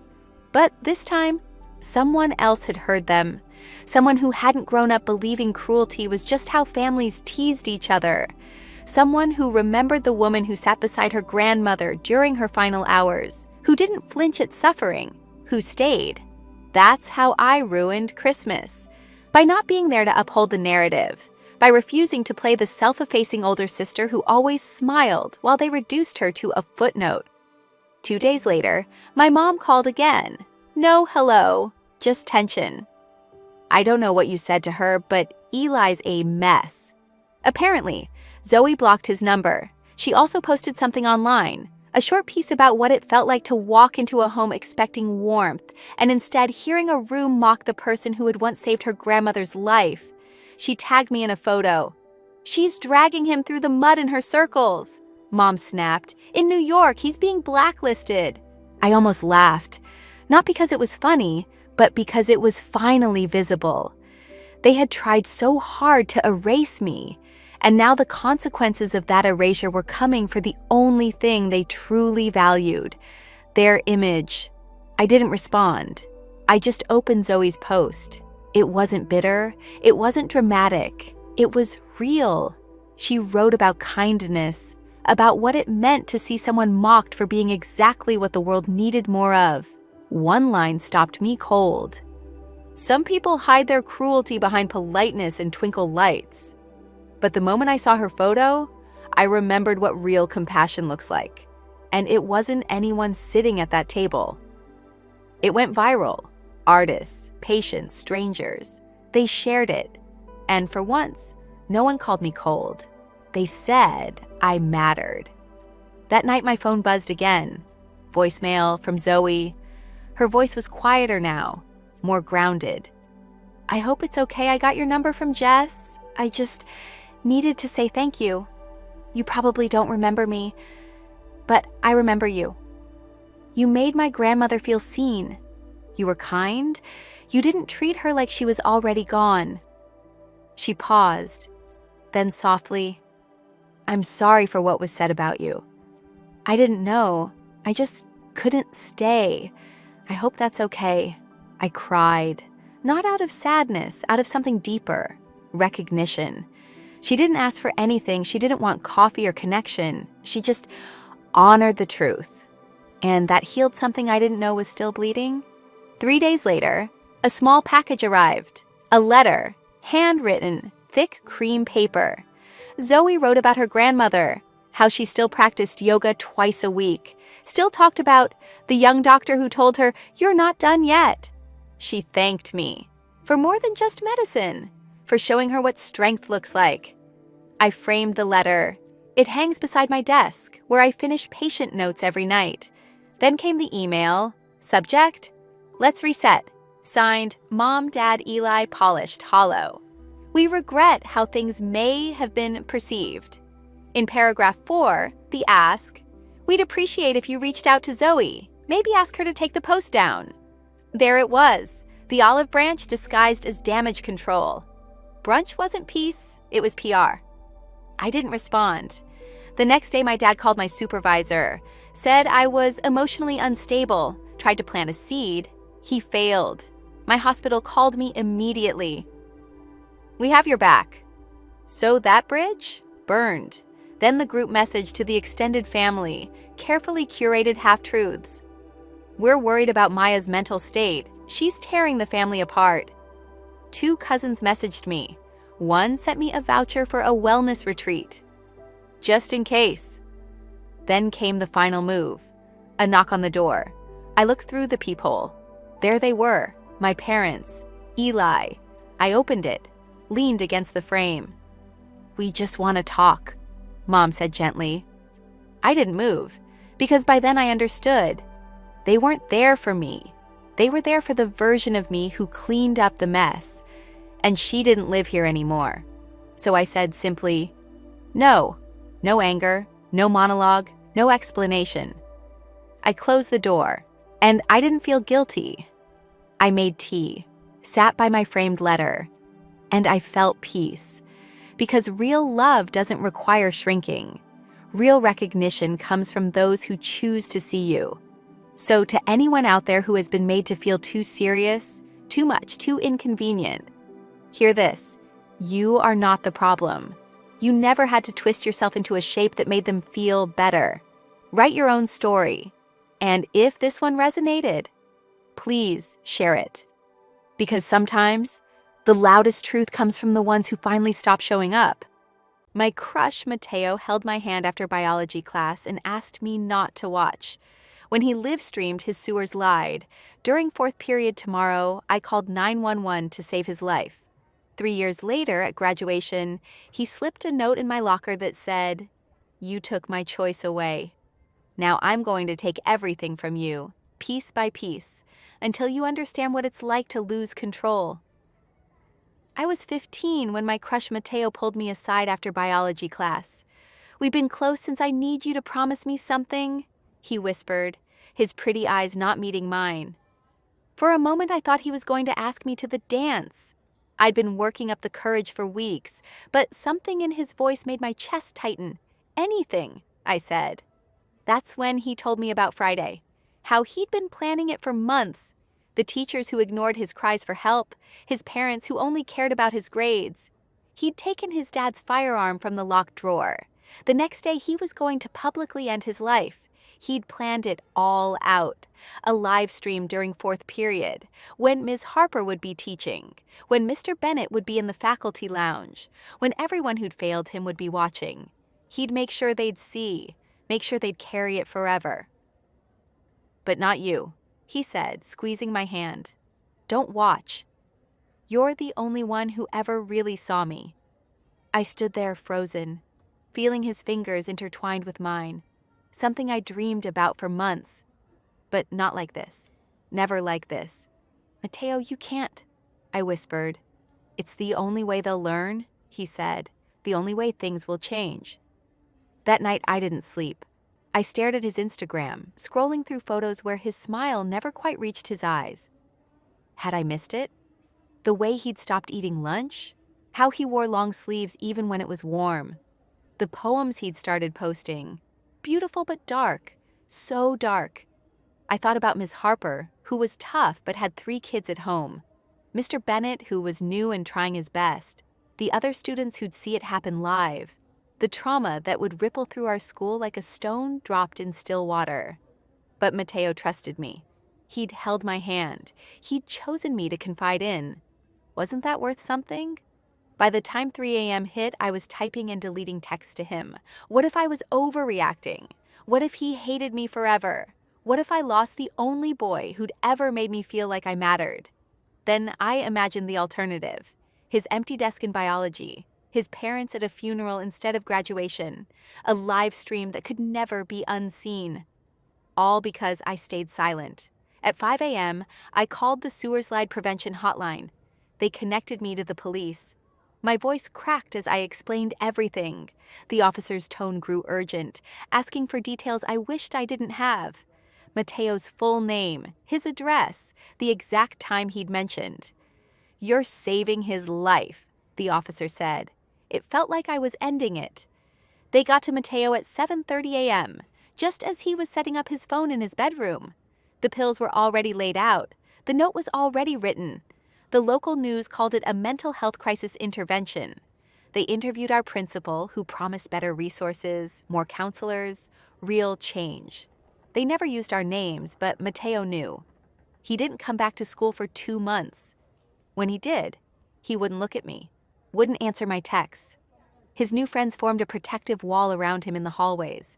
I heard whispers, that I'd betrayed him, that I'd violated his trust, that I only did it because I couldn't handle rejection. The school did change. They hired 2 new counselors, started a peer support program, trained teachers on warning signs. Everyone said I'd done the right thing, but I felt like I'd lost everything. 3 years later on graduation day, I found a note in my locker. I instantly recognized Mateo's handwriting. What I read made my heart drop. The note was short, but each word felt like a knife twisting in my gut. "You took my choice away. You made me live when I wanted to die. Now I'm going to take everything from you piece by piece, until you understand what it feels like to lose control of your own life. This isn't over. M." My hands shook as I stuffed the note into my pocket. The graduation ceremony was starting in 20 minutes. My parents were already in the auditorium, saving seats. My cap and gown hung in my locker, waiting. But all I could think about was Mateo, somewhere in this building, planning something. I rushed through the hallways, checking every classroom, every bathroom. Nothing. The school felt eerily empty, with most people already gathering in the auditorium.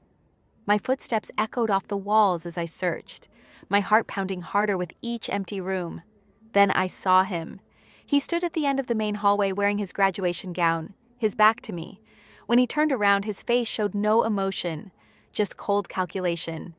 He held up his phone and pressed record. I froze. He walked toward me slowly, deliberately, keeping the camera trained on my face. When he was close enough that I could smell his cologne, the same fresh scent from 3 years ago, he spoke in a voice loud enough for the recording. "Why are you following me? I already told you to leave me alone." I opened my mouth to respond, but he stepped closer, lowering his voice to a whisper only I could hear. "One word and I'll scream. Who do you think they'll believe? The boy who almost unalived himself because of bullying? Or the girl who betrayed his trust?" He stepped back, raising his voice again for the camera. "Please, just go away. I don't want any trouble."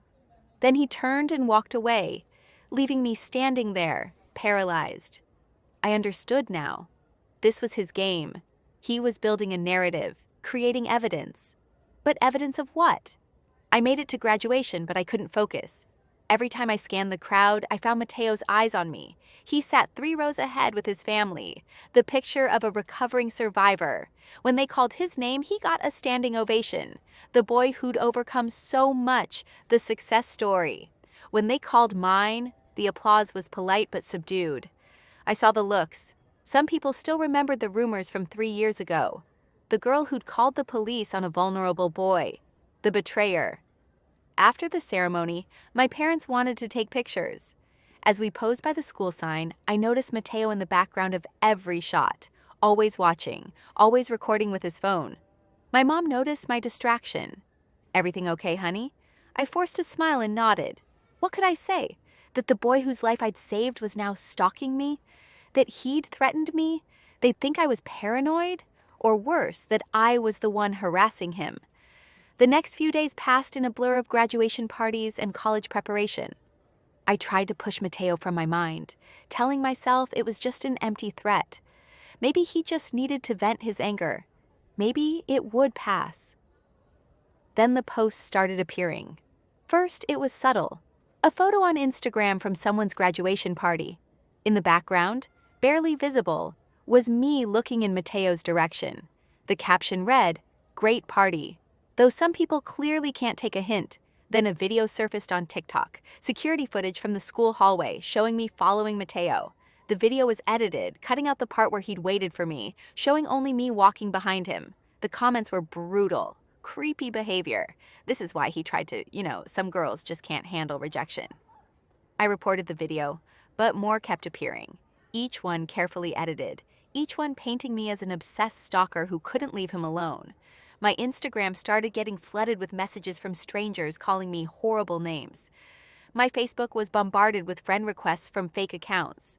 I tried reaching out to mutual friends, but Mateo had gotten to them first. He'd shown them the videos, told them how I'd been following him, how scared he was. They believed him. Why wouldn't they? He was the victim. He was the one who'd almost died. My parents started noticing my mood changes. I was jumpy, constantly checking my phone, barely sleeping. They asked if something was wrong, but I couldn't find the words. How could I explain that my act of saving someone had turned into my own nightmare? 2 weeks after graduation, I was at the grocery store when I felt someone watching me. I turned to see Mateo at the end of the aisle, phone in hand. He smiled and waved, then typed something. Seconds later, my phone buzzed. A photo of me in the cereal aisle. The caption, "Can't even shop without her showing up, this is getting scary." I abandoned my cart and left immediately, but the damage was done. By the time I got home, the photo was already circulating in our city's Facebook group. People were commenting about calling the police, about protecting Mateo, about how someone should do something about that girl.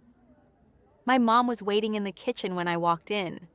Her face was pale, her laptop open on the counter. "We need to talk," she said. She'd seen the posts, the videos, the comments. She wanted to know what was really going on. I tried to explain, but even to my own ears, it sounded crazy.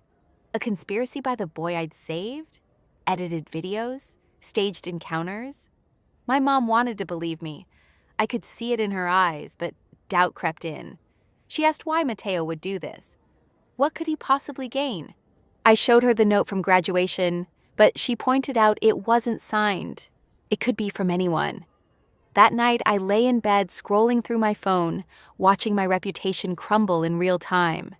Friends were unfriending me. College acquaintances were blocking me. 3 years of being known as the girl who saved a life were being erased, replaced by something much darker. Then I noticed something. In one of the videos, a reflection in a window, another person filming. Someone was helping Mateo. He wasn't doing this alone. I screenshot the image and zoomed in. The face was blurry but familiar. Eliza Caldwell, one of Mateo's new friends, the one who'd been most vocal about protecting him from me. I had my first piece of real evidence, but what could I do with it? Who would believe me? I wonder what Mateo's really thinking with this whole revenge plan he's got going on. He's clearly been planning this for a while, but why wait 3 whole years? There's something about the timing that makes me curious about what else might be going on in his life right now. And more importantly, what was Mateo's endgame? The note said he'd take everything from me piece by piece. My reputation was already in ruins. What came next? My phone buzzed. Another message, this time from an unknown number. "This is just the beginning. Sweet dreams." Attached was a photo of my house taken from across the street. Tonight, I jumped up and looked out my window. The street was empty, but I knew he was out there, watching, planning, and I was running out of time to figure out how to stop him. I rushed to my parents' bedroom and shook my dad awake. He groaned and checked the clock, but when he saw my face, he sat up immediately. I showed him the photo and explained everything as quickly as I could. My dad grabbed a flashlight and headed outside while my mom called the police. The officers arrived within 15 minutes. They took my statement, examined the photo, and checked the area. They found nothing. No footprints, no evidence anyone had been there. One officer suggested it could have been taken earlier in the day with a timer. The other asked if I'd been having any conflicts with anyone recently. I tried explaining about Mateo, showing them the posts and videos. They took notes, but I could see the skepticism in their eyes. One officer pulled my parents aside. I couldn't hear the conversation, but I saw my mom's worried glances in my direction. After they left, my parents sat me down. My dad suggested maybe I should talk to someone, a therapist perhaps. My mom mentioned that the stress of graduation and starting college could affect people in different ways. They weren't saying they didn't believe me, but they weren't saying they did either. I spent the rest of the night wide awake, refreshing social media obsessively.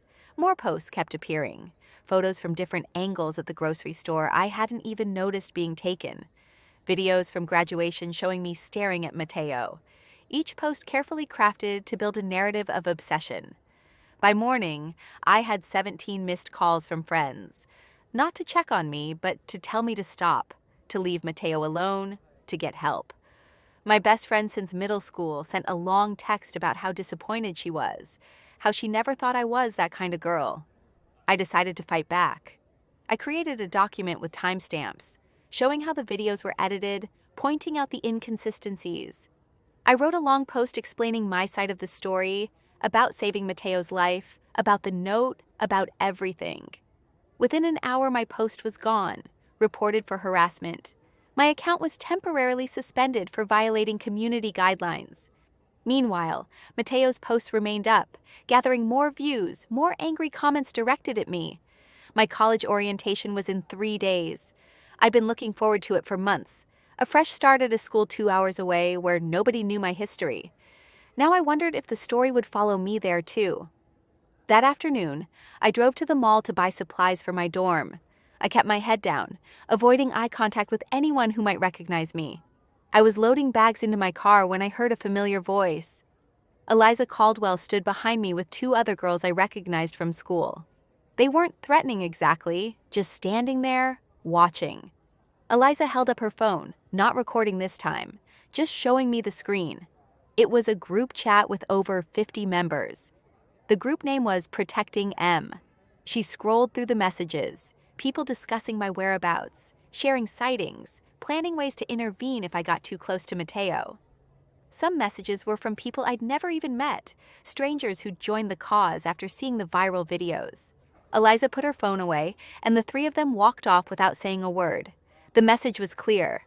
I was being watched by an entire network of people who believed I was dangerous. I drove home in a daze. This was bigger than just Mateo now. He'd created a movement, turned himself into a symbol of survival, and me into a symbol of everything wrong with girls who couldn't handle rejection. The truth didn't matter anymore. The narrative had taken on a life of its own. That evening, my mom knocked on my door. She'd been crying. Someone had sent messages to her workplace, warning them about her dangerous daughter. Her boss had called her in for a meeting. While he wasn't taking any action yet, he'd suggested she might want to take some time off until things calmed down. My dad was in the living room on his laptop, his face grim. He showed me what he'd found. Someone had created a website dedicated to exposing me. It had all the videos, the photos, screenshots of supposed conversations where I'd said disturbing things. The conversations were fake, but they looked real enough. The website had a counter at the bottom. Days since last incident. 0. It updated every time someone reported seeing me near Mateo, even if I was just existing in the same town. My parents were trying to be supportive, but I could see the strain. My mom kept asking if there was something I wasn't telling them. My dad mentioned that maybe I should postpone college for a semester, let things die down. The doubt in their voices hurt more than all the online hate combined. That night, I made a decision. I needed evidence, real evidence that Mateo was orchestrating this. I started with Eliza Caldwell. I found her social media profiles, looked through her history. 3 months ago, right around when Mateo returned to school, her posts changed. Suddenly, she was all about mental health awareness, sewer slide prevention, protecting survivors. And in every post about Mateo, there was something subtle, a phrase, a hashtag, something that felt coordinated.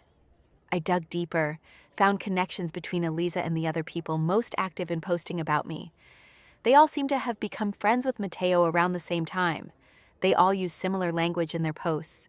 It was organized, planned. Then I found something interesting, a photo from a party 2 weeks before graduation. In the background, barely visible, was Mateo's laptop. The screen showed a document titled Project Restoration. I zoomed in as much as I could. I could make out what looked like phases, timelines, goals.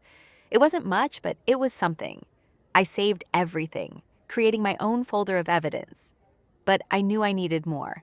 I needed someone on the inside, someone who could confirm what Mateo was planning. I thought of Liam, a boy from our biology class who'd been friends with Mateo before everything happened. He'd been one of the people who hadn't immediately taken sides after the intervention. Maybe he'd listen. I found Liam working at the bookstore downtown. He saw me coming and his face went tight, but he didn't run or call for help. I approached carefully, keeping my hands visible, maintaining distance. I asked if we could talk. He hesitated, glanced around the empty store, then nodded toward the back corner. We sat at a small reading table, his body tense, ready to bolt. I explained everything as calmly as I could. The note, the videos, the coordination. Liam listened without interrupting. When I finished, he was quiet for a long moment. Then he told me something that made my blood run cold. Mateo had approached him months ago, wanting him to join what he called his recovery project. He'd explained it as a way to take back control, to show that survivors could be empowered. But the details had made Liam uncomfortable. The talk of justice, of making sure people understood consequences of teaching lessons. Liam had declined to join, and Mateo had cut him off completely. Now Liam was seeing the results play out online, and he was scared. Not of me, but of what Mateo was capable of. He agreed to help, but carefully. He still had access to some group chats, could see some of the planning. He warned me that Mateo was smart, careful. Everything was designed to look organic, spontaneous. The people helping him genuinely believed they were protecting a victim. Over the next few days, Liam fed me information. Mateo had phases planned out. First was isolation, cutting me off from support systems. Second was escalation, making me seem increasingly dangerous. The third phase was something called resolution, but Liam couldn't find details about what that meant. I was living in a constant state of anxiety. Every time I left the house, I was photographed. Every move I made was documented and twisted. My parents were getting pressure from all sides. Old friends were cutting contact. The college I was supposed to attend had called about concerns they'd received. Then Mateo made a mistake. He got overconfident. I was at the gas station when he appeared, like always, with his phone out. But this time, he spoke to me directly, quietly while pretending to text. He told me I could make it all stop. All I had to do was publicly admit that I'd saved his life for selfish reasons, that I'd been obsessed with him, that I'd violated his autonomy. He had a statement prepared. If I posted it, recorded a video saying it, he'd call off his campaign. I asked why he was doing this. His face hardened. He said I'd stolen his choice, his moment of control. I'd made him into a victim, a statistic, someone to be saved. He'd spent 3 years being treated like broken glass, and it was my fault. Now he was taking back control by showing everyone what I really was. I recorded our conversation on my phone in my pocket. The quality was poor, but you could hear his voice, his words. Finally, I had something concrete. But when I tried to use it, I hit another wall. The audio was too muffled, too easy to claim as fake. Mateo quickly spun it as me trying to create false evidence, proof of how desperate and dangerous I was becoming. The harassment intensified. My parents reached a breaking point. My mom was put on administrative leave from work. Eliza showing up with her phone like some kind of social media bounty hunter is peak modern drama. Forget pitchforks and torches. Now we get group chats and location tracking to run people out of town. My dad's clients were calling, concerned about his family situation. They sat me down and suggested maybe I should stay with my aunt in another state for a while, just until things calmed down. I realized this was exactly what Mateo wanted, to drive me away, to make me run. But I was running out of options, and my family was suffering. I agreed to think about it. That night, Liam sent me an urgent message. He'd found something about Phase 3, about resolution. It was planned for next week, right before I was supposed to leave for college. He didn't have all the details, but it involved a final confrontation, something that would cement the narrative forever. I stayed up all night thinking. Mateo had built a perfect trap. If I fought back, I looked guilty. If I ran, I looked guilty. If I did nothing, the harassment would continue until something broke. My family was cracking under the pressure. My future was evaporating. But then I remembered something. The school's security cameras, the ones that had captured the edited footage of me following Mateo. The full unedited versions would show the truth. They'd show him waiting for me, orchestrating the encounter. The problem was getting access. The school was closed for summer, and I definitely couldn't just walk in and ask. But I knew someone who might help, Mr. Bennett, the teacher Mateo had planned to traumatize with his live stream. He was still at the school teaching summer classes. I reached out through email, carefully explaining the situation. I didn't expect a response, but the next morning, he replied. He wanted to meet. We met at a coffee shop the next town over. Mr. Bennett looked tired, older than I remembered. He told me he'd been watching what was happening online, and something felt wrong to him. He taught both Mateo and me. He knew our characters. He couldn't give me the footage directly, but he could file a request for it as part of a broader review of school safety protocols. It would take time, but it was something. As we talked, he mentioned something that caught my attention. After Mateo had returned to school, he'd written an essay for his class about reclaiming power after trauma. He'd been impressed by his writing, but disturbed by some of the content. The essay had talked about justice, about balance, about making sure those who hurt you understood pain. He'd kept a copy, as he did with all concerning student work. He couldn't share it with me directly, but he suggested that if authorities ever got involved, it might be relevant. I left the meeting with the first real hope I'd felt in weeks, but I also knew I was running out of time. Liam's warnings about Phase 3 loomed. Mateo was planning something big, something final. The next few days were a whirlwind of preparation. I documented everything I could. Liam carefully gathered more information. My parents, despite their doubts, started to see the patterns I'd been pointing out.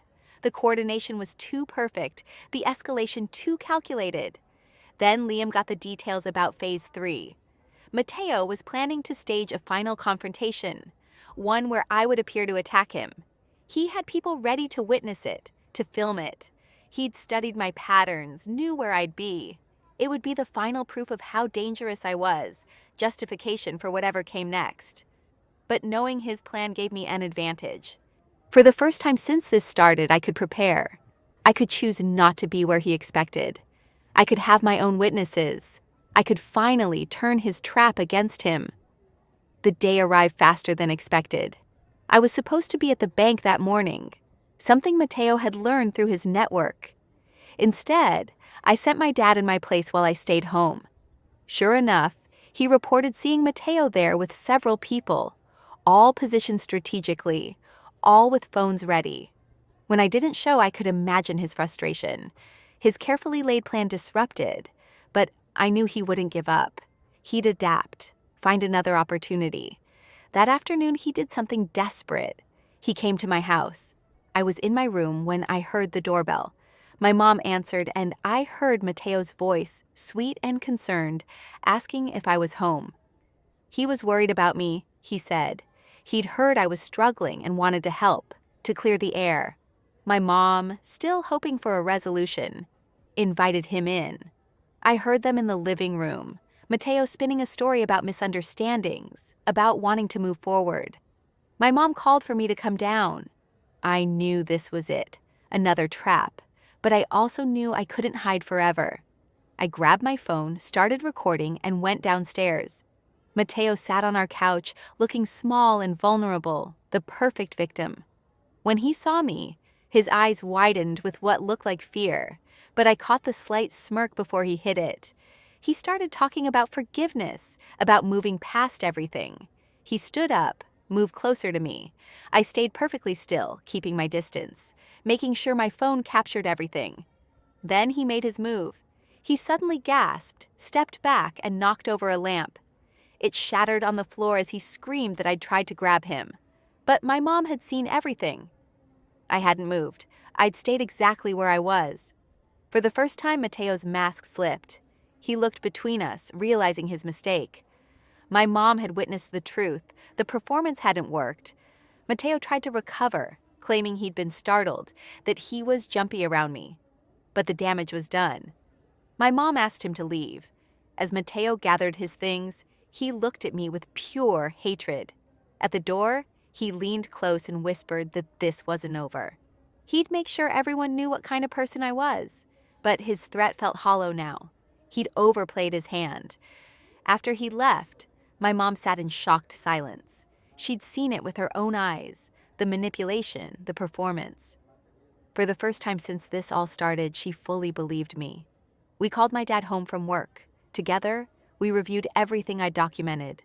The patterns were clear now. The coordination, the escalation, the calculated nature of it all. My parents were angry, not at me, but at themselves for doubting, at Mateo for what he'd put our family through. But we still needed more. Mateo's network was still active, still spreading the narrative.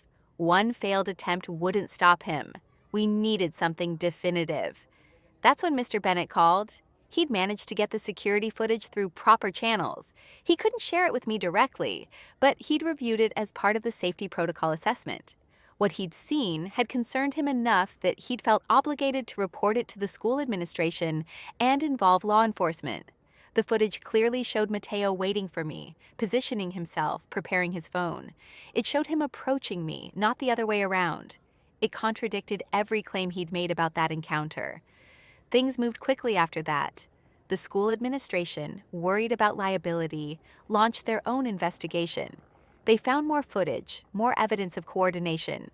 Some of Mateo's helpers, when questioned officially, admitted to being asked to film certain encounters, to post certain things. The house of cards was starting to collapse. Liam risked everything to provide one final piece of evidence. Screenshots from the planning chat, where Mateo had explicitly outlined his goals, his phases, his intention to destroy my life as payback for saving his. The messages were damning, showing clear intent and malice. But even as the truth started to emerge, I felt no satisfaction. Mateo was clearly struggling with mental health issues, trauma from his sewers lied attempt and the aftermath. He'd channeled his pain into revenge, but it came from a place of genuine hurt. The online narrative began to shift. People who'd been so quick to condemn me were now unsure. Some apologized, others simply disappeared, deleting their posts and comments. The website about me went offline. My parents' workplaces backed off. Friends began reaching out, tentatively, apologetically. The college called to say they were no longer concerned about the allegations. But the damage was done. My reputation was in tatters. He'd needed to feel in control of something, and destroying me had given him that feeling. However briefly, I deleted the message without responding. There was nothing left to say.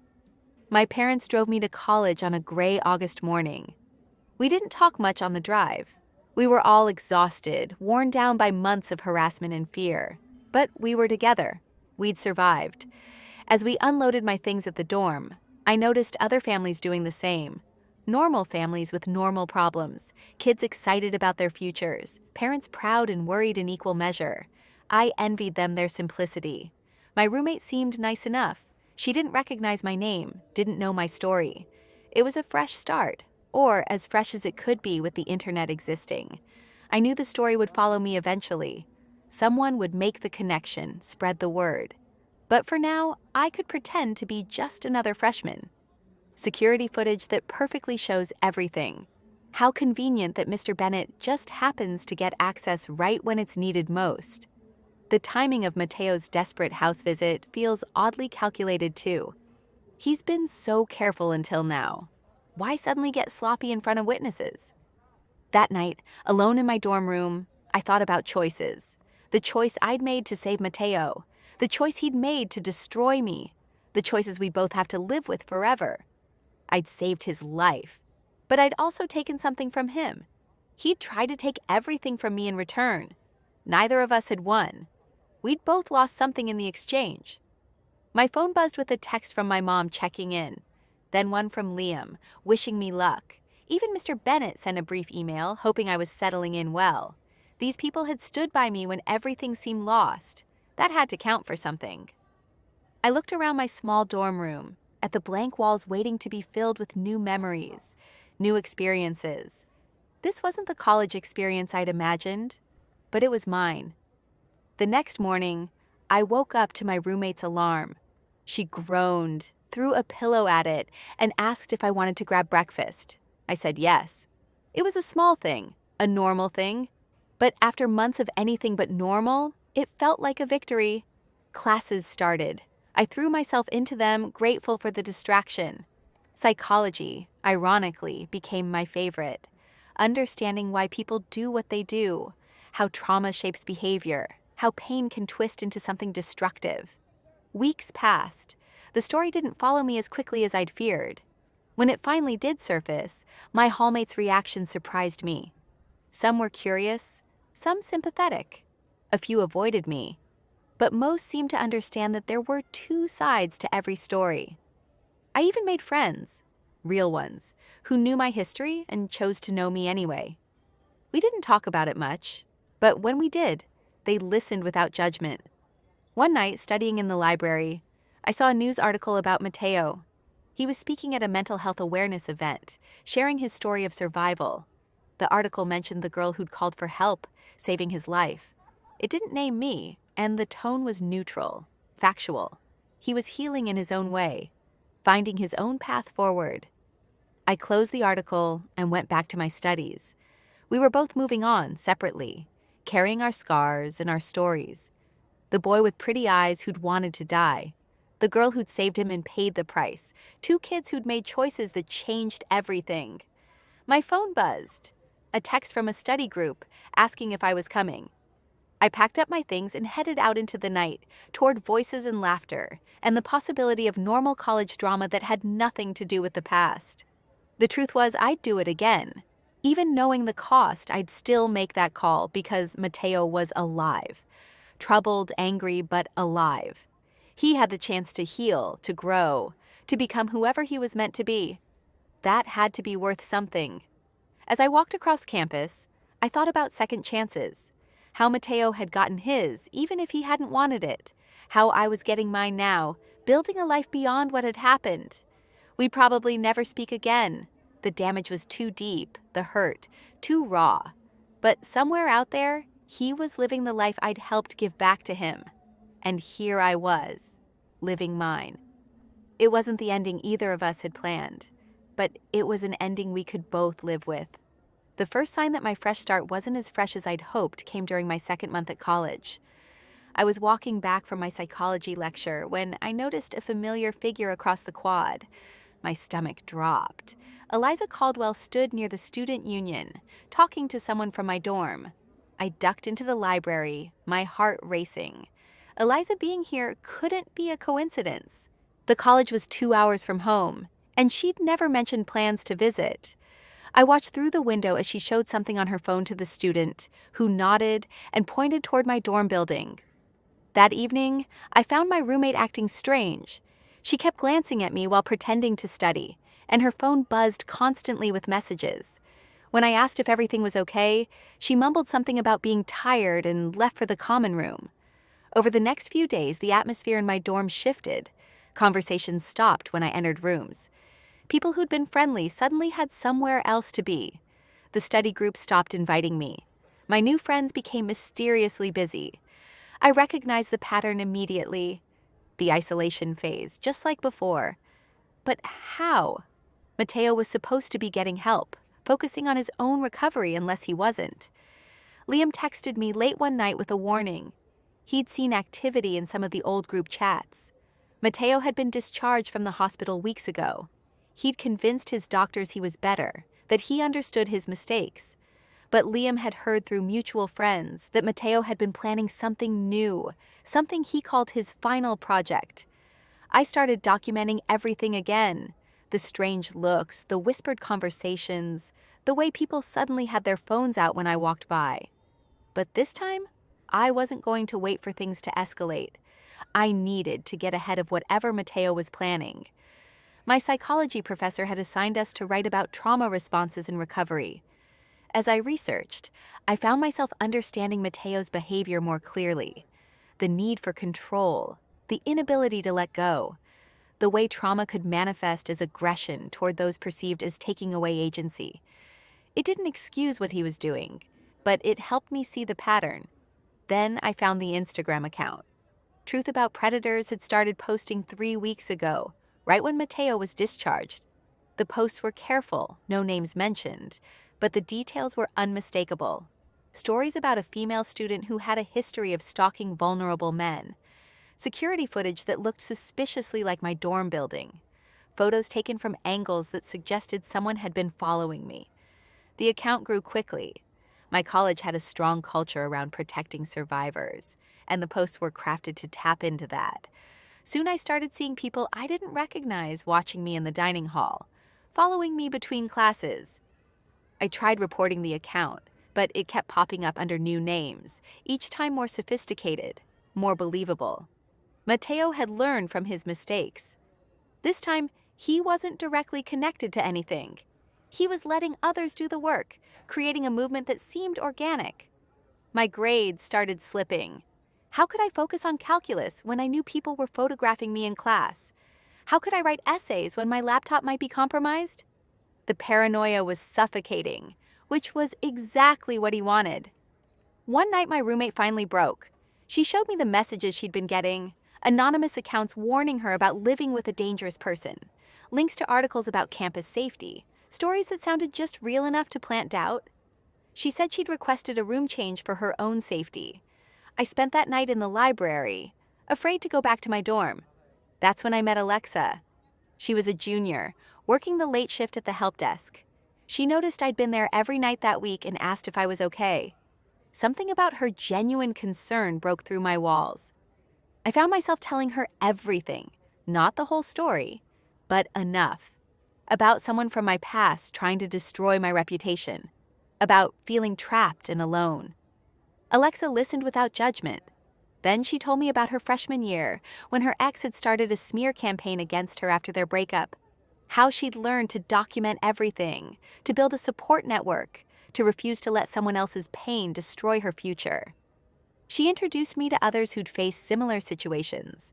Not a formal support group, just students who understood what it was like to be targeted. They taught me practical things. How to check for hidden cameras, how to secure my social media, how to recognize manipulation tactics. But Mateo was escalating faster than I could adapt. The Instagram accounts became more specific, more damaging. They started including details that only someone from our high school would know. Twisted just enough to sound sinister. My name was never mentioned, but anyone who knew me could connect the dots. The campus security called me in for a meeting. They'd received multiple reports about my behavior. Nothing specific enough to take action on, but enough to create a file. They suggested I might benefit from counseling, gave me pamphlets about appropriate behavior. The security officer's expression made it clear he thought where there was smoke, there was fire. I was losing again. But this time I had people who believed me. Alexa and her friends helped me create my own documentation. We tracked the IP addresses of the anonymous accounts, found patterns in the posting times, identified stock photos being used to create fake victims. Then Liam sent another urgent message. He'd overheard something terrifying. Mateo was coming to campus, not just visiting, but moving here. He'd convinced his parents that being near me would help his healing process, that facing his trauma was necessary for recovery. They'd helped him get an apartment off campus. The next phase was beginning, and I knew it would be worse than before. On campus, he'd have access to everything: my schedule, my habits, my safe spaces. He could orchestrate encounters that would look random, but weren't. He could build his narrative in real time. I considered leaving, transferring schools, starting over somewhere else, but running would confirm every lie he'd spread. And there was no guarantee he wouldn't follow me again. This had to end here. Alexa helped me prepare. We mapped out campus, identifying cameras and blind spots. We created a buddy system, ensuring I was never alone in vulnerable situations. We even reached out to Mr. Bennett, who provided a written statement about what he'd witnessed, though we knew it wouldn't carry much weight here. Eliza playing detective with her phone while pretending to be casual visitor is peak. I'm definitely not here to cause drama energy. Buddy, everyone knows you don't travel 2 hours just to admire campus architecture. The day Mateo arrived on campus, I felt it immediately. The atmosphere shifted. People who'd started to doubt the rumors suddenly had new conviction. Fresh stories circulated. New witnesses came forward with concerns. I saw him for the first time outside the psychology building. He looked different, healthier, more confident. He was talking to a group of students, gesturing animatedly. When he noticed me, he didn't react, just continued his conversation as if I didn't exist. But I knew this was calculated. He was establishing himself as a presence on campus, building relationships, creating his network. Every interaction was a move in his game. The encounters started small. He'd appear in the coffee shop right after I arrived, forcing me to decide whether to stay or leave. He'd sit in the back of the lecture hall for my psychology class, even though he wasn't enrolled. He was everywhere and nowhere, visible but untouchable. My new friends started getting targeted. Alexa received anonymous threats. Others found their social media hacked, embarrassing photos posted. The message was clear. Supporting me came with a cost. Some distanced themselves. I couldn't blame them. But others, like Alexa, doubled down. She said she'd faced bullies before and wasn't about to let another one win. The breakthrough came from an unexpected source. My psychology professor pulled me aside after class. She'd noticed Mateo attending lectures without being enrolled. She'd also received several anonymous emails about me that felt orchestrated. As someone who studied human behavior, she recognized manipulation when she saw it. She couldn't intervene directly, but she suggested I look into the college's policies on harassment and stalking, not to file a report since that would likely backfire, but to understand my rights and options. She also mentioned that the college took unauthorized access to classes seriously. That gave me an idea. Instead of defending against Mateo's attacks, I could document his actual violations, attending classes he wasn't enrolled in, accessing buildings with someone else's ID, creating a hostile environment for enrolled students. Alexa and I spent weeks carefully documenting everything. We didn't focus on the anonymous accounts or the rumors. Instead, we tracked Mateo's physical presence. When he attended my classes, when he appeared in my dorm building without authorization, when he photographed me without consent. The evidence pile grew. Security footage of him tailgating into restricted buildings. Sign-in logs showing he'd lied about his reasons for being on campus. Photos of him taking pictures of me during lectures. But I knew documentation alone wouldn't stop him. He needed to overplay his hand again, like he had at my house. I needed to create a situation where his mask would slip in front of witnesses. The opportunity came during a campus safety workshop. The topic was bystander intervention, and I knew Mateo wouldn't miss the chance to attend. Sure enough, he was there, sitting with a group of students he'd befriended. During the discussion portion, the facilitator asked about personal experiences with feeling unsafe on campus. I raised my hand, calmly, without naming names. I described being followed between classes, photographed without consent, and having someone attend my lectures without being enrolled. I watched Mateo's face tighten. This wasn't part of his script. When the facilitator asked follow-up questions, I provided specific details: the dates, the times, the locations. Other students started nodding, recognizing the behaviors. Mateo couldn't help himself. He interrupted, saying that sometimes people misinterpret innocent actions as threatening, that maybe the person I was describing had their own reasons for being in those places. His voice was controlled, but I could see the anger underneath. The facilitator, trained in recognizing manipulation, picked up on the dynamic immediately. She redirected the conversation, but I saw her make a note. After the workshop, she asked to speak with both Mateo and me separately. I went first, providing my documentation. The facilitator's expression grew more concerned as she reviewed it. This wasn't about rumors or social media anymore. This was about concrete policy violations. When Mateo emerged from his meeting, his face was flushed. He'd been informed that attending classes without enrollment was grounds for removal from campus, that photographing students without consent violated privacy policies, that he needed to provide legitimate reasons for his presence in campus buildings. But Mateo wasn't done. That night, the anonymous accounts exploded with new content. Fake screenshots of messages I'd supposedly sent, doctored photos suggesting inappropriate behavior, a coordinated campaign to destroy me before the administration could act. My phone rang at 2 a.m. It was Alexa, panicked. Someone had called the police, reporting that I was planning something dangerous. Multiple anonymous tips had come in. The police were looking for me. I stayed calm, called campus security myself, and explained the situation. I was in my dorm room, exactly where I was supposed to be. When the officers arrived, I cooperated fully. They quickly realized the reports were false, but the damage was done. Another file, another record of police involvement. The next morning, I made a decision. I was done playing defense. I walked into the administration building and filed a formal complaint, not about the rumors or the social media campaign, but about the documented policy violations. The unauthorized class attendance, the illegal photography, the false police reports. I named Mateo directly, provided all my evidence, the security footage, the witness statements, the pattern of behavior. I also included Mr. Bennett's statement and the documentation from high school, establishing a pattern of harassment. The administration had to act. This wasn't about he said, she said anymore. This was about clear violations with evidence.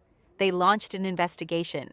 Mateo tried to spin it as retaliation, but the evidence was too strong. The security footage didn't lie. The false police reports could be traced.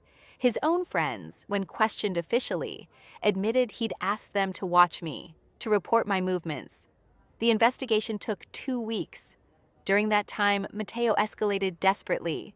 He staged another confrontation, this time in the dining hall, trying to provoke a reaction. But I was ready. I kept my distance, stayed calm, let his performance play out in front of hundreds of witnesses. When he realized I wouldn't engage, he made his biggest mistake. He grabbed my arm as I tried to leave, screaming that I was running away again, that I couldn't face what I'd done. But this time, dozens of phones captured the truth. Me trying to leave peacefully, him physically preventing me, his aggression, not mine. Security intervened. The whole incident was recorded on multiple cameras.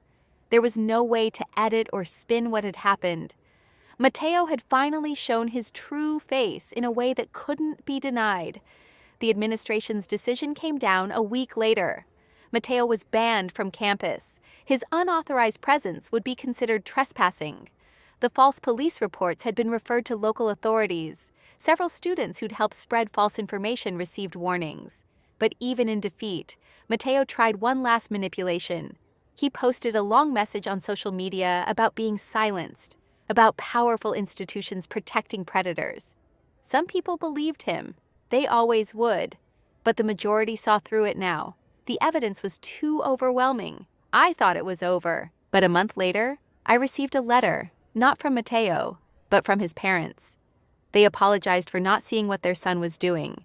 They explained that he was getting real help now, intensive therapy with specialists who understood his condition. They thanked me for saving his life 3 years ago, even though he couldn't see it that way. They also included a letter from Mateo. I hesitated before opening it. His handwriting was different, less controlled. He didn't apologize exactly, but he acknowledged what he'd done. He wrote about the therapy, about understanding his need for control, about learning to live with the choice I'd taken from him. He ended by saying he was transferring to a school across the country, that we'd never cross paths again. I didn't respond. There was nothing to say. But I kept the letter as a reminder that even our darkest choices can come from places of deep pain. The rest of my freshman year passed quietly. The rumors faded. New scandals replaced old ones. Some people still looked at me suspiciously, but most moved on. I rejoined study groups, made new friends, rebuilt what had been torn down. Alexa became my closest friend. We'd been through something intense together, and that created a bond. She introduced me to her boyfriend Oliver, who'd had his own experience with a stalker. The three of us formed our own support network. My grades recovered. My psychology professor became a mentor, helping me understand not just what had happened, but why. I wrote my final paper on trauma responses and the cycle of victim and aggressor. It was the best work I'd ever done. Liam stayed in touch. He was proud of how I'd handled everything, how I'd found a way to fight back without becoming cruel myself. He was applying to law school, inspired by seeing how the system could work when properly engaged. Mr. Bennett sent an email near the end of the year. He'd heard about what happened at college and wanted me to know he was proud of how I'd handled it. He reminded me that saving a life was never wrong, even when the person couldn't appreciate it. Summer arrived with its promise of a fresh start. I decided to stay on campus, taking classes and working in the library. Mateo's parents writing to thank her for saving their son's life while he was actively trying to destroy hers seems oddly timed. The whole family dynamic here feels strange. Where were they during all this stalking and harassment that apparently required intensive therapy with specialists? I needed to reclaim this space as mine, to build new memories that weren't tainted by fear and paranoia. One evening, I was studying in my favorite spot when my phone buzzed. For a moment, my heart raced, expecting another anonymous threat. But it was just my mom, sending pictures from a family barbecue. Normal, everyday life continuing, despite everything. I realized then that Mateo hadn't won. He'd tried to take everything from me piece by piece, but I'd rebuilt each time. My family still loved me. I had real friends who'd stood by me. I was still in college, still moving toward my future. The scars were there. I still checked over my shoulder more than I should. I still felt my pulse quicken when I saw someone who looked like him, but I was just like he was. As I packed up my books that night, I thought about the strange symmetry of it all. 3 years ago, I'd saved Mateo's life and changed both our futures. He'd spent years trying to destroy mine in return. But in the end, we were both still here, still fighting, still trying to find our way forward. The campus was quiet as I walked back to my dorm. Summer students moved in small groups, laughing about something on someone's phone. The normalcy of it felt like a gift. I was just another student walking home, anonymous in the best way. My phone buzzed again. This time it was Alexa, asking if I wanted to grab pizza with her and Oliver. I smiled and texted back. Yes, life was moving forward, one normal moment at a time. That's all I'd wanted from the beginning. Not to be a hero or a villain, just to be a regular college student worried about exams and weekend plans. Mateo had tried to take that from me, but he'd failed. I was still here, still myself, still choosing to see the good in people despite everything. As I entered my dorm, I made a decision. I would take the lessons from this experience, but I wouldn't let it define me. I'd saved a life once and paid a price for it, but I'd also learned to save my own life, to fight for my own future. Tomorrow would bring new challenges, but they'd be normal ones.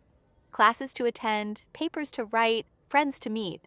The kind of problems I dreamed of having during those dark days when Mateo's campaign was at its worst. I climbed the stairs to my room, feeling lighter than I had in months. Whatever came next, I was ready for it. Not because I was strong or special, but because I'd learned that sometimes the best revenge is simply refusing to be destroyed. The door to my room closed behind me with a quiet click. Outside, life on campus continued. Inside, I opened my laptop and started working on my summer coursework. Just another student, just another night, just another step toward whatever future I could build. It wasn't the ending either of us had planned 3 years ago, but it was real. And it was mine, and that was enough.